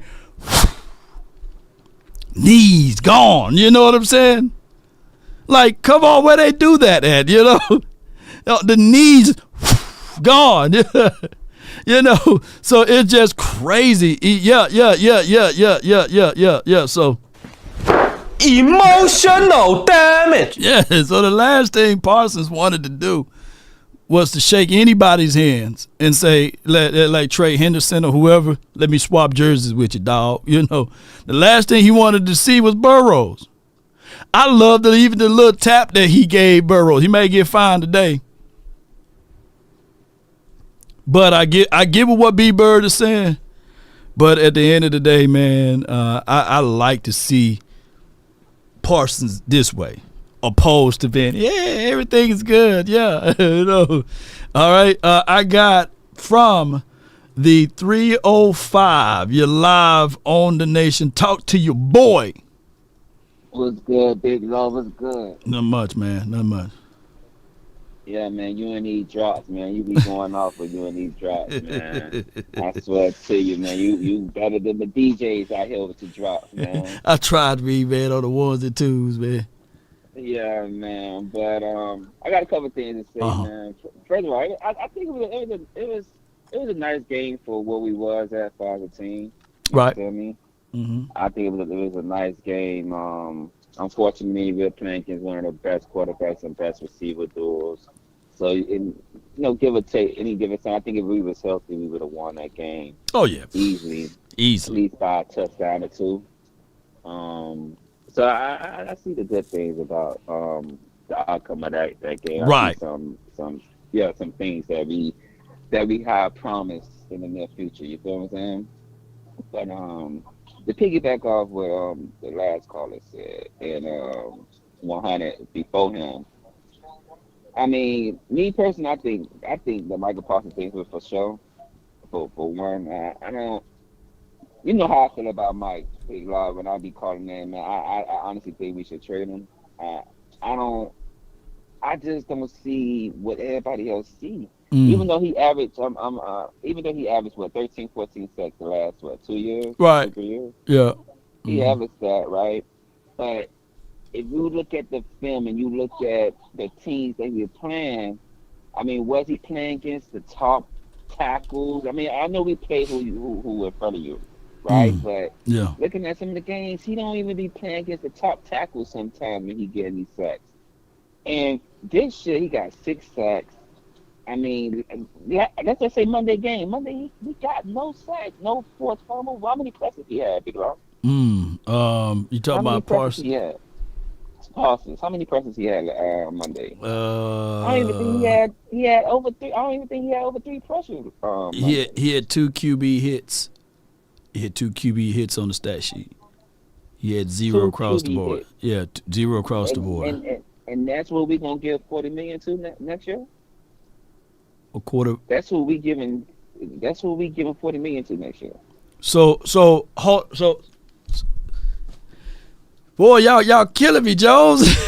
No. So Big, I know you love him. I love him too. I see me personally. I think we using him wrong, Big Law. We using him. He's a talented person, but we even the guy who just went to Washington, I forgot his name. Our coordinator from last year. No, our coordinator from last year. Quinn. Right. Quinn. Even when he was under the Quinn defense, right? I think Quinn was kind of trying to use him the way you should use him. Because, honestly, I love how Quinn used Viva. I think his name is VV, number 4 for his team now. That's how he's supposed to be using Parsons. You get what I'm saying? Like, he's supposed to be everywhere.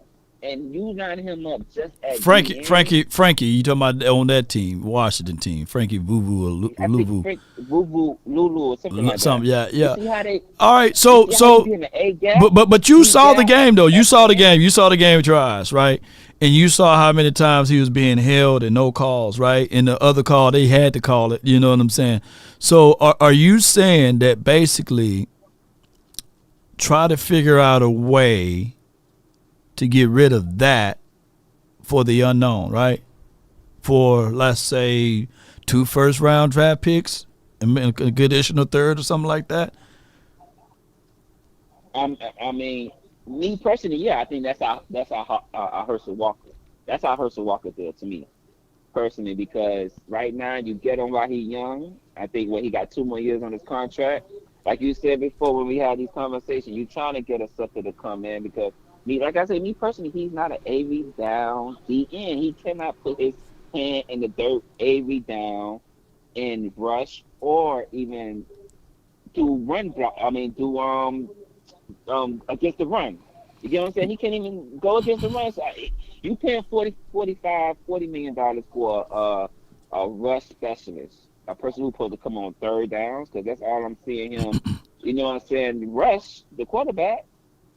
He's not an all-around DN, so why I'm paying him $40 million if he's not an all-around DN, Big Law? Well, is Marshawn kneeling that guy, Sam Williams, or you want to take another dip at D-Law, and then who's going to? No, I think we should get 2 more rotational players. I mean, we got Lawson right now. We got Nealon, Lawrence, like you said. We know Lawrence at his bottom of his years. But Nealon, he's a first down. He's your first and second down DN. and you get what you call your run specialist. You feel me? Like like a Lawson and the guy who got hurt earlier this year. I'm bad with names, people. I'm sorry. You're good. The guy who we got hurt during training camp. I'd rather have two of those than to pay Parsons $40 million for 13, 14 sacks a year.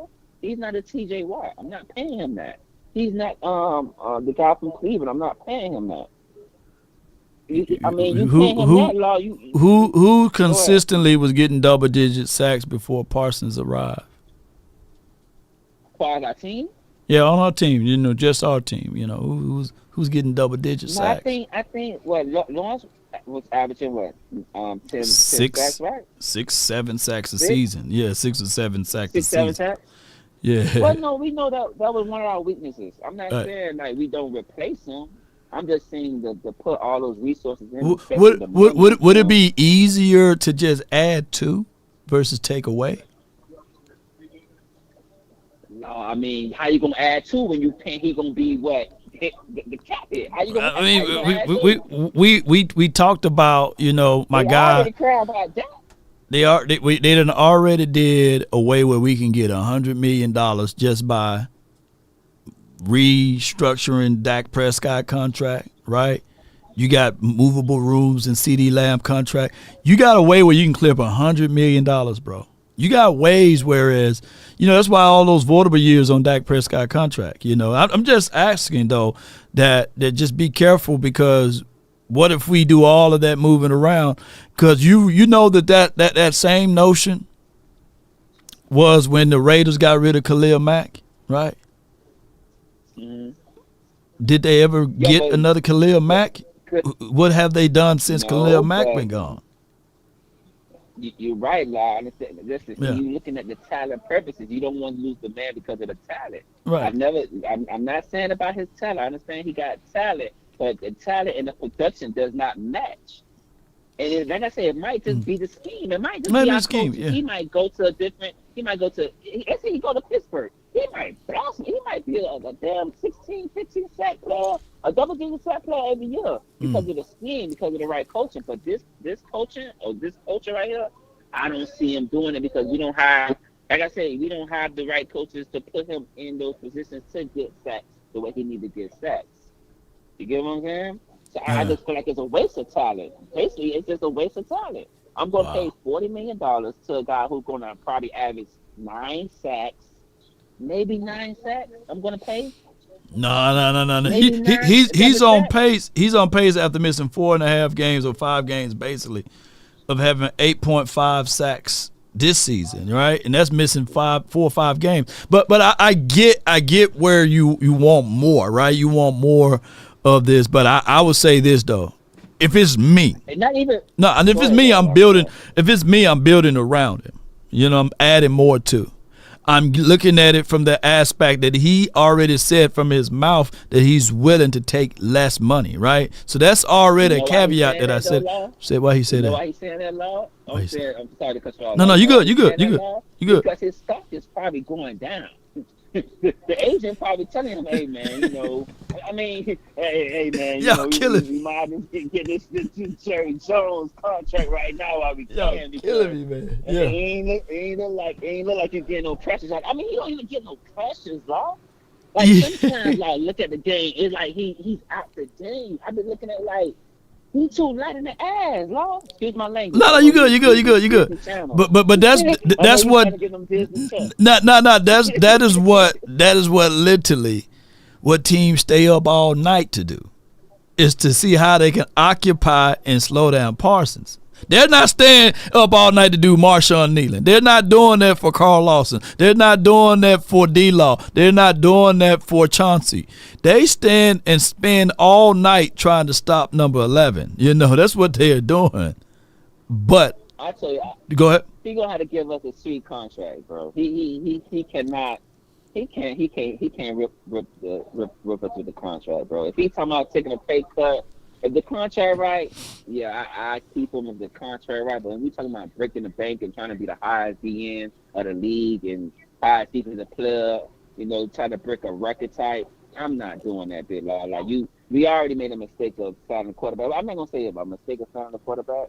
I'm not gonna say a mistake, but we already put resources in the quarterback, so have no weapons. Now you're gonna put resources in the linebacker, who basically don't have nobody used there next to him or no D line. He don't have a one technique. He don't have nothing. He's just gonna give him $40 million, and he's not even gonna average that TJ Watt average every year. You get what I'm saying? I don't see that. I just think it's a waste of money, man. I appreciate you for calling in. Although I disagree with your stance with that, but I'm gonna let you stand tall. Yeah, with that point, though. Don't put it. I don't want coin the phrase podcast Parsons. You know what I'm saying? But I get it, man. But appreciate you for calling in, man. Yeah. Appreciate it a lot, man. Have a good one. No doubt, man.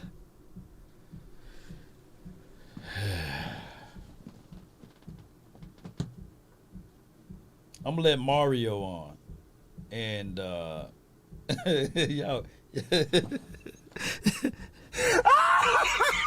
killing me over here, man. Y'all killing me with this. Y'all killing me, man. Right, and nobody wants to be Minnesota Vikings again, right? Nobody's gonna give us a king's ransom anymore because the Jones family, they talk too much, they talk too wise, So y'all can miss that. Nobody's gonna say, okay, we give you 2 firsts, a third, or another first and a fifth. No, they ain't finna do all of that now. Yeah, they said, oh, y'all skittish on Micah. We'll wait till he get gone. You know what I'm saying? We just wait y'all out. We'll smoke y'all out. Put some cover on it. I'm trying. Pause and put some cover on it. Mario, man. Let's see Mario from the 615, man. What you got? What's up, Law? What's good, man? Yeah, man.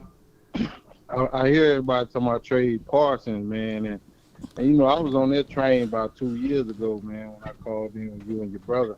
Okay. And but now I think we should keep him now, though. Okay. I think he didn't made himself big enough that the Jones they won't be in, because he box office, even though he don't put up the production and he's small. But I think we should keep him though, and they gonna keep giving that bread. They gonna give him his bread. Like who's the best player on this team? What do you mean, offense and defense? Offense and defense. Who's the best player on this team? Tyler Smith. Okay. So Tyler Smith is your best player. And what you want to do with that is build around that, right? So that's the best player. Now, who's the best player on defense then? Oh, Parsons. So you build around it. You build around it, man. Yeah, you build around it. No, I would build around Parsons.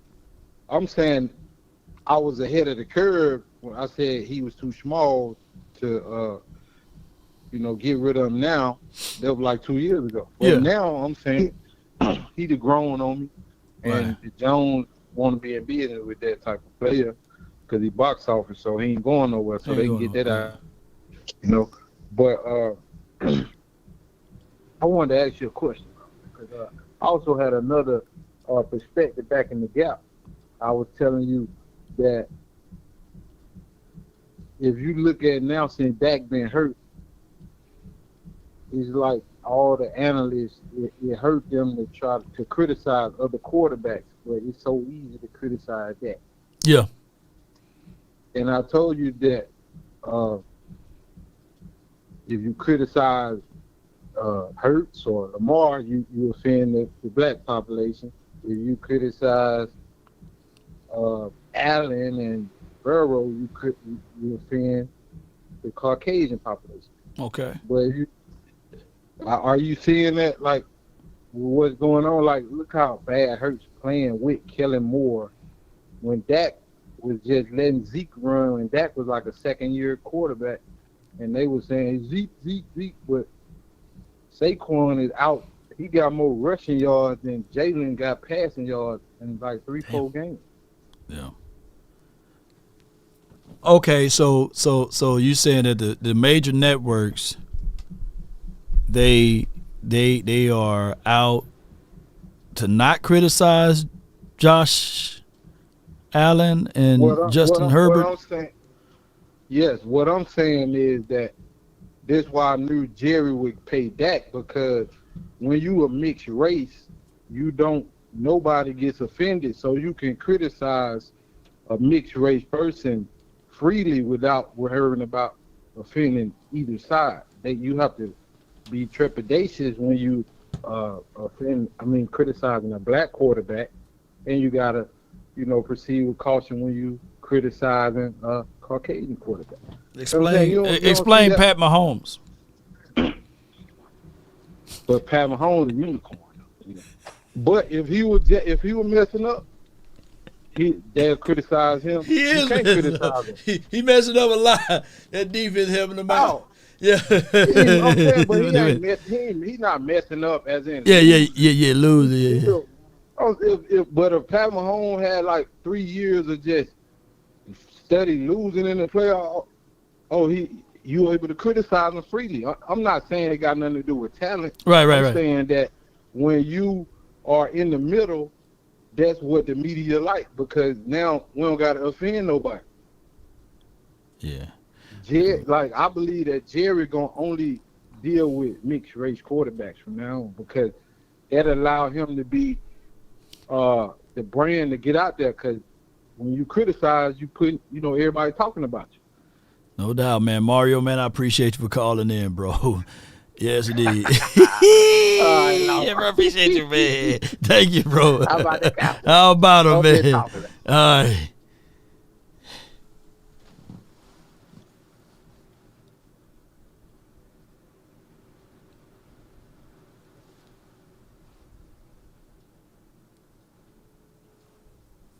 Boy, my boy Mario, boy.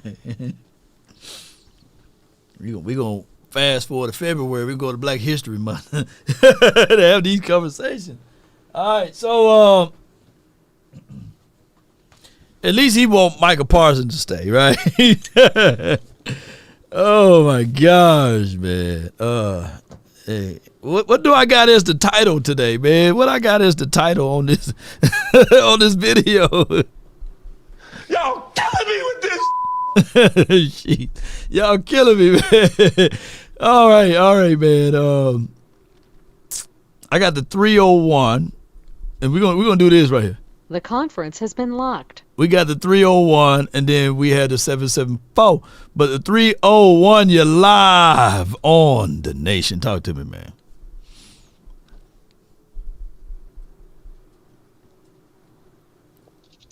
Parsons? Who we got? What number was that? It is you. You're talking to me. 301. You lie. Oh, okay. Dak. I didn't know. who we speaking with today? You speaking with Greg. Greg, what's good, man? Let me lock you in, dog. Greg, what you got for me today, man? Okay, I got the truth for you, man. Number one, I think too many people are going too far and digging in with what Parsons was revealing. Mm-hmm. Okay. I don't think it was just the emotion of them losing. It was how they lost. They've lost before, and as one of the callers said before, you didn't see that emotion. But this was a game that they just got that block kick. And everybody's like, oh, man, we can win it. We can win it. We can get in position and get that kick. And all of a sudden, you got somebody pulling a Leon Lett. And some people may be too young to remember Leon Lett, and I don't know. And so that's a heartbreaker. That's what I think that emotion was more so than anything. And I don't think it's a show. I think he's for real. He's in the game. He's not sitting there trying to put on some show. Oh, the game is lost, so let me look and show my emotions. No, that's just crazy. That makes no sense. But you have to put players around him. I mean, when people say they want to trade him, no, keep Mike Parsons. I'm for him as well. But you got to put people around him. We had D-Law went down. You have now Overshawn. He's gone down. Who's my goodness, this dude. Man, I have to give you credit. You were talking about Overshawn, and I have to give you credit there. This dude is the real deal. My only concern is he's had 2 knee injuries. Yeah. So do we not bring somebody in just in case he's not ready to go next year, and you know, so that he can be one of those players that complements Micah Parsons. The other thing I want to talk about is the QB critics that the gentleman brought up with the major networks. I don't even listen to them, watch them, Stephen A., none of them, because they like to use Cowboys for almost like social media, likes and views. Right. So, but what I didn't like was when someone called Dak that name, the ASS name. Okay, yeah. And there are plenty of white QBs who could have been called that name, but they chose Dak. I was pissed off. I was pissed off because of who I saw doing it. Right. Which was a black commentator. Yeah. And Mahomes has a defense. So let's be fair. It's no different than Tom Brady. When Tom Brady messes up, he had a defense to cover up for him. And I'm close with this. I always close with this because you probably see me post this all the time to people. 3 units determine the 3 units of mostly 11 different players determine every outcome of every game, not forfeited, period. So I think a lot of people get caught up in the star player, but that one star player, if you put him on the field and take away everybody else, he ain't doing nothing. That's just basically it. So enjoy your show, man. I enjoy your I watch your play along because I'm still kneeling out. I've been kneeling out the season since 2017, so I depend on you all. I depend on highlights, and I depend on condensed version games. Man. But you have a great show, man. Continue doing what you're doing. Appreciate you, Greg, man. And I thank you, man, for your support. And I get what you were saying with all of the stuff with Shady McCoy and how we like to do our own. But I appreciate you, bro. Thank you for calling in, bro. Not a problem. Good call from a man. Yeah. I don't know if this was for show, you know, but that's Parsons. That's the countenance on his face of when it was all going down. I guess he was more so in disbelief, right? You know, the agony, you know what I'm saying? Like, how is this even possible, you know? And it is what it is, man. That face right there is a little bit how we felt. This is how we felt in that 49ers game, going all the way back to B-Bird. This is how we felt in the last playoff games, you know what I'm saying? And it was refreshing for me to see this. I'm not saying that I'm cheering at his pain and the misery, but what I'm saying is collectively is that he may have turned a corner. It's not the cheerful, happy-go-lucky vibes, you know. So I got Jamie, and then I got the 540, and then 206 we close out with. Jamie from the 774, what you got for me, bro? Man, I think Parsons felt how we felt since 1995. Yeah. I mean, we've been feeling this way since 95, man. So he's finally starting to feel our pain a little bit, but I just want to say, you know, I'm from New England, man, so they don't talk about the Patriots around here anymore since they've been pretty much non-existent. You know, they talk about every other sport because that's just how the fans are down here. And I love Cowboys fans, and I would never disrespect anyone's opinion. Right. But I just don't get how people want to trade our best players for picks that you don't know what you're getting. Right. You know, I mean, you don't know what you're getting. You know what you're getting in Parsons. You know what you're getting in CeeDee Lamb. You know what you're getting in Diggs. You know what I mean? But you don't know what you're getting for draft picks. It could be a complete bust, and you're starting all over. Yeah. So you can end up getting Jalen Tolbert, Tristan Hill, or Taco Charlton. Yeah, and Tyler Guyton. Be like, yeah, we got picks, baby. Tyler Guyton. Exactly. And I just have one more quick thing. As far as the coaching goes, you know, I just don't think that Jerry would bring in a high caliber coach as like a Belichick or anything like that, because the one thing that Jerry has is his pride. Can you imagine if we brought in a coach like Belichick and all of a sudden we did win the Super Bowl? What's everyone going to say? Yeah, Jerry should have did this a long time ago. No, Jerry's ways weren't working, and he just wouldn't allow that, man. You know, it's all about his pride, and he wants to make sure it's done his way, and his way is the only way. So, that's what I got to say about that, bro. And last night, your show last night, bro, I just want to say is completely off the chain, man. I appreciate you guys killed it, man. You guys killed it. You guys all brought in your different different knowledge of it, and it was off the chain, man. I love it, and you guys do a great job, brother. Man, I appreciate you, man, and I thank you for your support, man. You have a good day and a better tomorrow. Let's call back tomorrow, okay? Always, you know that, brother. You got it, yes, indeed, man. All right, that's my guy, Jamie. You know, so let's go with the next caller, and the Belichick news is very much so over with. According to information about an hour ago, they're finalizing the deal. Like I say, Belichick, he got the young tenderoni, and he got to pay them bills, man. Shoot, mama needs shoes. You know what I'm saying? So he's out here. He's out here with these type of deals. So I think that we can go ahead and kiss that one goodbye. I can't wait to figure out how much money they offered him, but I can tell you it was a whole lot more than probably what Jerry Jones was willing to pay. Keep in mind, the head coach here is getting paid $4.5 million. You know, so that's $4.5 million. That's dog water. According to what this guy is accustomed to getting paid.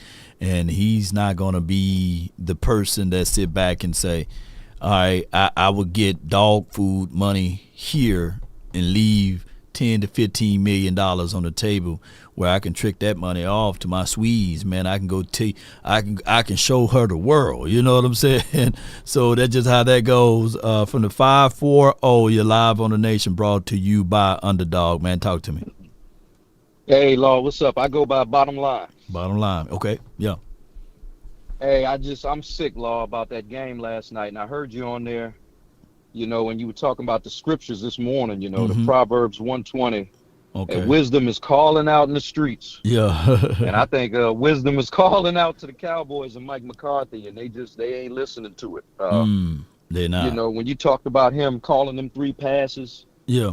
And then, you know, you got that kicker, like you said, with the golden foot. I mean, he fumbled that game. It's the situations, you know. I think he's lost his fastball, you know. Yeah. But I want to ask you a question. So, you know, everyone's talking about Ben Johnson. How would you feel about just getting someone off of the Ben Johnson tree? You know, like I don't know, a wide receivers coach or something like that? Okay, kind of like rob them of their resources, like right in front of them, right? Yeah. I mean, that's if I was the owner, GM, right, of this team, I will be looking at all of the successful teams, and I'll be stealing all of their assistants and stuff like that, or I'll be trying to recruit them guys in, because ultimately there's no salary cap as it relates to coaching. I will have the highest paid coaching staff in the league because I want to win ultimately. I would make sure that I have all of the resources, all of the sources, all of the things that can avoid the fact of any excuses that can be at my door. I would make sure that I'm the most creative team in the National Football League with all of my resources and power that I'm able to exhibit with my money. Yes, sir. So my question to you is this. That's what you would do. What do you think is preventing the front office from doing that? Well, I think that they have a lot of, like, I like what B Bird does when he does the analysis, him and Coach Marv, and they say, well, the Cowboys got assets, but they may not have liquid. You know, they may not have the money like we think that they do have, and that's why they don't pay their coaching staff the immense amount of money that the Kansas City Chiefs are paying. Kansas City Chiefs are paying $8 million for their defensive coordinator and $20 to $25 million for their head coach there. We are paying, I believe, collective for our entirety of our staff $10 million, right? So that goes to show you that you are what you pay for. You know what I'm saying? So I think that the reason why they do that is because they circumvent their money elsewhere, meaning that they get the Tyson deal to be here. They get the NASCAR deal to be here. They get other things to happen here. The state pays or the city pays for the high schoolers to play there. You know what I'm saying? Far as the independent school districts and stuff like that, they circumvent money and they get paid other ways outside of just having games here. So their mindset is what's that guy named Mark Cuban said. Have you heard that interview with Mark Cuban? I don't think so. What did he say? He said he tried to advise the Joneses on, because he said he make his money elsewhere. He don't make his money primarily off the Mavs, right? So, and of course he sold the Mavs, a split deal, whatever, with the lady, and that's a whole nother conversation.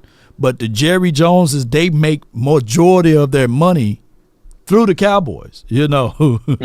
Whereas that's how they make their nest egg. So he was saying that they make money based off of Cowboys, whereas he advised the Joneses to try to make money elsewhere, not just primarily as their primary income from the Cowboys. And that just goes to show you that that's why, you know, we see the things that we see. Understood. And I just got one last point. You know, the Cowboys remind me of the front office, remind me of that story of the old bull and the young bull. You heard that one? Yeah. You got the old bull and the young bull at the top of the hill looking down at the pasture, and the young bull is looking at the heifer saying, hey, we should go down and get one of them. And the old bull is saying, well, you can run and get one. I'm gonna walk down and get them all. But the problem is the Cowboys are slow trotting down the hill, and every website, other but then you going down there tagging. But Yeah. anyway, Law, hey, I appreciate you for your time, man. You take care. Yeah, you as well, man. Good call from you, fam. You have a good one. Yeah. Yeah. All right, man. Yeah, it's a good call from him. And I appreciate him from listening and watching most of my Realize shows. your domain. Let me see if I can find that video. A lot of websites. Skip it. Has the buck always stopped on Mark Cuban's day? Yeah, it's got to, right? It was my team, you know, it was my responsibility, my final decisions for better or worse. Right. Because I heard Jerry says, no one can run the Cowboys better than I can as a GM. Is that how you feel? No, there's probably a lot of people who could run it better. And obviously, someone's going to get the chance now. But, but Jerry, you know, Jerry and I had and the difference is between us is Jerry saw the whole thing as a business. Right. Right. And when he talks about running this thing as a business and as a football team, he's right. Right. And they've gone 12-5 like 3 straight years. Right. So it's not like they suck. Right. Correct. And you know how hard it is to get over the hump. Absolutely. Right. It takes some luck. And you know, you're playing against Mahomes, who's like the Michael Jordan in some respects of quarterbacks. You know, then it was Brady before him. Right. And so I'm not disagreeing with Jerry. I just think you got to give more credit to luck, because luck has more impact than probably anything I could do or anything Jerry can do. Wow. Okay. So have you had conversations with Jerry about, well, Jerry, I don't know, maybe you let such and such, maybe it's a different eye. No, I've had conversations with him in the past, but not about players, right? Because I don't know shit about football players when it comes. I mean, I got my own fantasy football stuff, and my son Jake is just all about fantasy football, right? But yeah, you've got to live it to make those kind of decisions. But I've talked to him in the past about coaching decisions and stuff, but that was probably 10 years ago. Okay. He goes into more details, but man, shout out to, and I don't want to misquote anything, but shout out to Mark Cuban. Click that link right here for fair use purposes. Be sure to check them out. And like he said, he run it as a business. And he's saying that it's not the wrong way, but it's in the way of a lot of things that get in the way with this particular team. But neither here nor there. Let me get my guy, MJ from the 206. You in the mix, man. Talk to me, bro. What up, Law? How you doing? Yeah, what's good, man? What's good? Oh, no, I just got on here checking you out. I was hearing about Parsons. Now, Parsons, you want to keep Parsons to go get another dangerous D tackle and another linebacker. And then you can go 3-4. You can play either. You want to, because since you lost Belichick, who he's going to? Carolina? He's going to the Tar Heels to be the football coach there. Yeah. College football coach. Belichick going to the Tar Heels? Yeah, I believe. Yeah. Wow. Football team. That's deep. Because they be paying $10 million, $15 million for coaches. You know that, right? Yeah, they pay. And then you get that walk-around handshake money.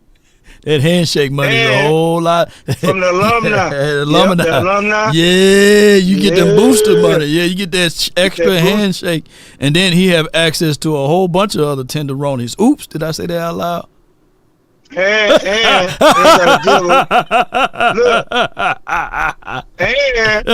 he don't have to deal with the grown the owners. Yeah. He get to run everything himself. It goes to like what my guy Corrier says.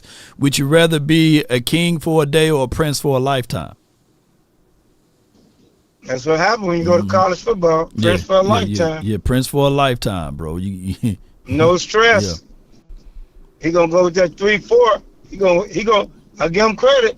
He gonna create us some good 3-4 linebackers. Yeah. That's gonna be linebacker you. I'm telling you.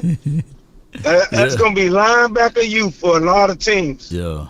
So he about to steal a lot of players. I'm telling you. Yeah. And what he's coached 3-4, his 3-4 defense, he be having players you never heard about, and they become good. So oh my God, that's gonna be the drafting pool. Yeah. Man, but like you say, I don't know, McCarthy. That dude made a good sense. The last guy, you can't get banned. Still wanting his offensive coordinator and making the offensive coordinator help Fat Boy, because I think they're gonna keep Fat Boy, help Fat Boy, and let him call the play and let Fat Boy just be the coach, man. Because Fat Boy, if he coach again, we're gonna lose again, and he gonna make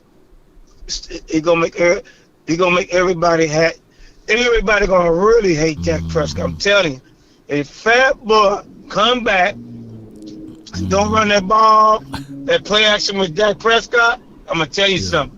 I'm gonna tell you, Claw, he gonna make everybody hate. They already hate him, but they're gonna really hate him, bro. I'm telling you, man. Jerry Jones is setting everybody up so they don't get mad at Jerry. Look, you know what? Look what I just said. If you caught that, Jerry might be setting Dak Prescott up so everybody don't cuss him out, and they get mad at Dak Prescott. Wow. Oh, that's deep. Ain't that deep, man? Do you catch that? Yeah. Set him up, man. Sure. Man, it's crazy. So we ain't gonna we ain't gotta worry about Belichick. So I don't know, man. I've been a fan all my life, so I just never saw the worst coaching I ever seen in my life. Fat Boy lost that game, man. It wasn't that player. Fat Boy lost that game, man. McCourty lost the game, y'all. I'm not even blaming that player. Fat Boy lost that game, man, because that defense was balling, and it was trying, even though they played scared, the corners did, instead of playing bumper. If the corners would have played bumper run, everybody saying Parsons would have had about 4 sacks if they'd have played bumper run, because they was getting there, but they was playing 10 yards out, and then he was throwing the ball quick. You know that? If you would have played bumper run, you probably got some tilt balls for interception, and you got them sacked. That's coaching. That's coaching, man. Because we supposed to have the 2 best corners. We can't be scared.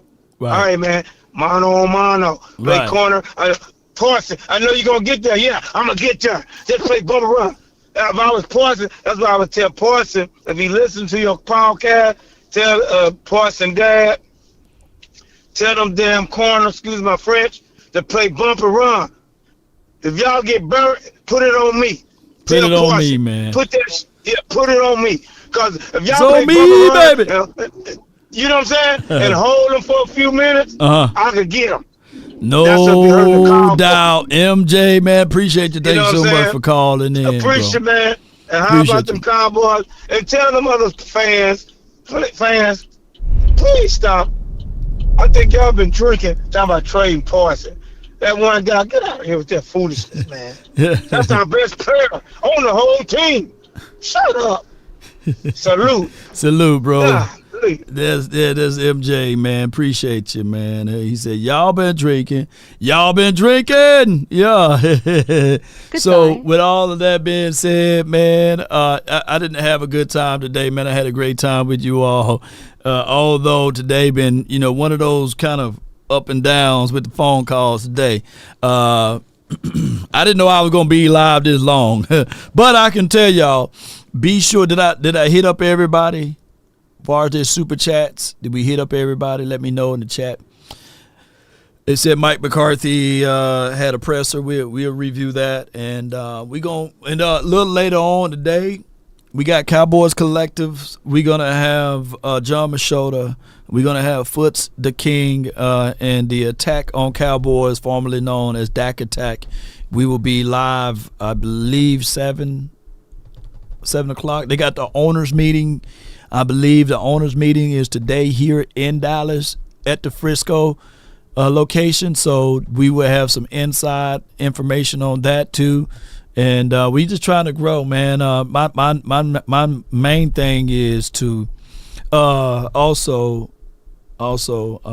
always, hit y'all up every day, try to do something. My guy David said Pastor Tim started it. Yeah, Pastor Tim started it today, man. But be sure to check out Exodus 14:14 if you know what I mean.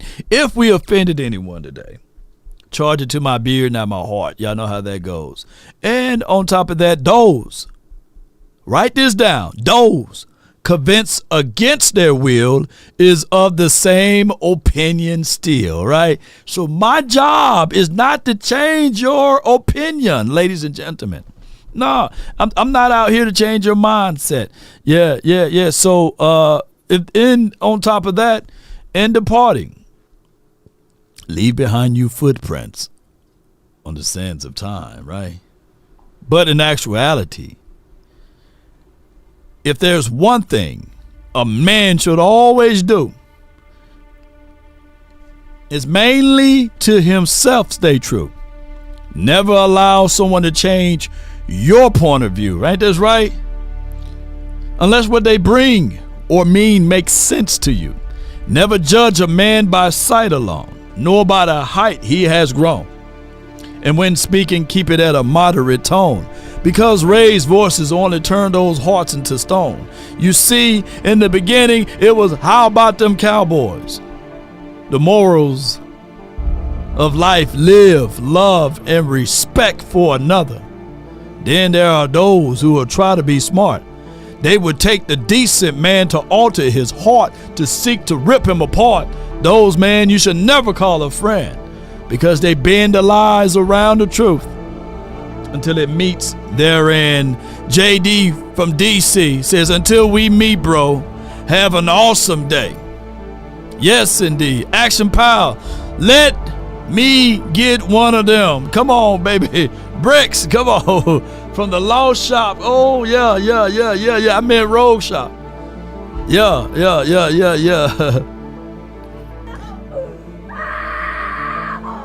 Nobody. Appreciate you. And shout out to Rogue Shop too, by the way. What they can do. They can come closer than close. Appreciate y'all. Original, they never will. That boy said never will be. Well, we had some fun today, dog. We did. Boy, we saw a man eat some chicken and read it like it was real, right? Guess the chicken for $100. That boy good. That boy, watch, he just touched the chicken. That boy just touched the chicken. Chicken is different than any of these. I don't know what else you got, but this one is for sure. Yeah. Popeyes. That boy is Popeyes. Yeah. Lord, we all want fans. Is that you? Keep it 100 with us. Yeah. What's your own? Yeah, that's churches right there. That church is right there. Hold on, I got still playing. Yeah. Come on with it. Let's get it.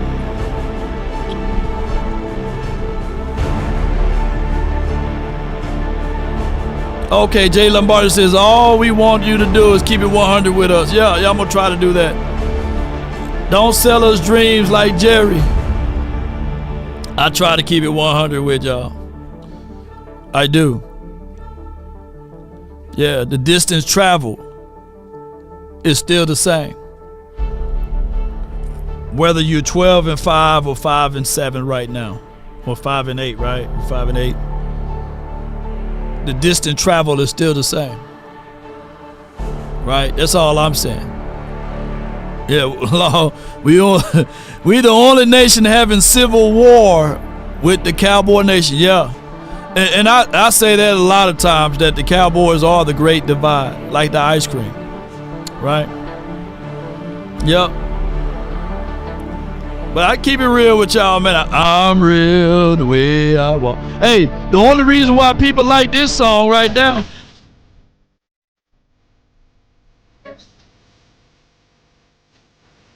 The reason why people like that song is because of the white dress. I'm keeping it real with y'all. Nobody else care about that song until the white dress. If you know what I'm talking about, you know what I mean. You know what I'm saying? The only reason why people like that song is because of the white dress. Let me know if I'm lying, ladies and gentlemen. So I'm going to always keep it real with y'all. Yes, indeed. Let me know. I'm going to see if anybody in the chat know what I'm talking about. Come on with it. So I'm going to keep it real with y'all regardless of the situation. Rotisserie chicken, lost in translation. Yeah. Nobody, baby. Yeah. And who can do it like me? Who can get what you need? Come on, baby. Let's go, baby. Yeah.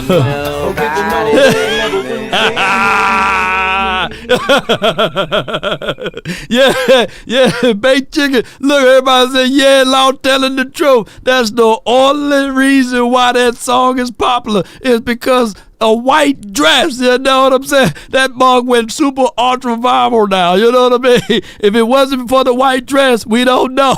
Lord, do you have any truth to it? Let's get on up out of here with it. Come on, baby. Come on with it. Come on. Come on with it. Let's get it, baby. Come on.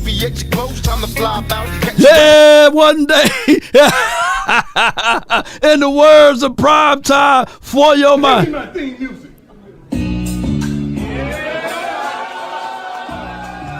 Let's get it.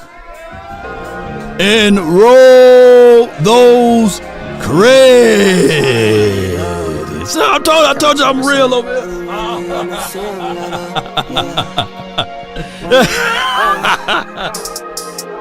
Come on with it. Tupac is back. Don't need no deals, I make the deal. Come on with it.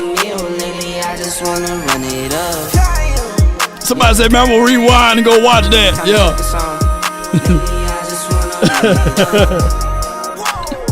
What more do you want to be?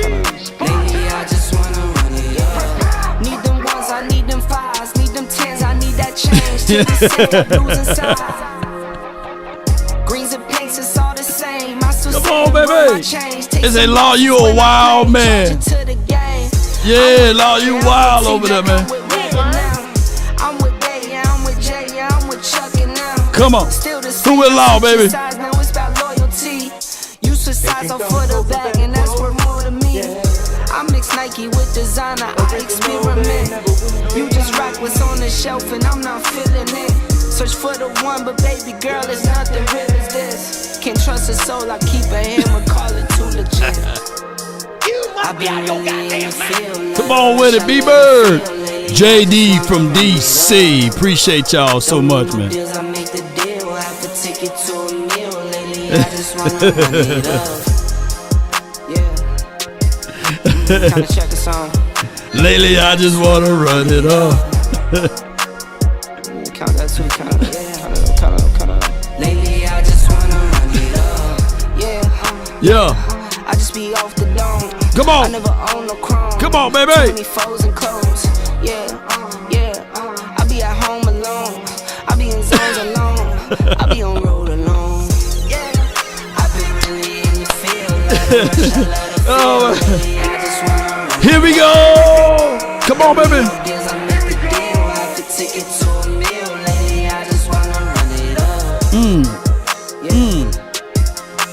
Kind of check a song. Let's go beat them Panthers, man. Let's get it. Until next time. I'm about. Peace. New Parsons. Lately, I just want to run it up. They're like, man, everybody. Come on. You must be out your goddamn mind.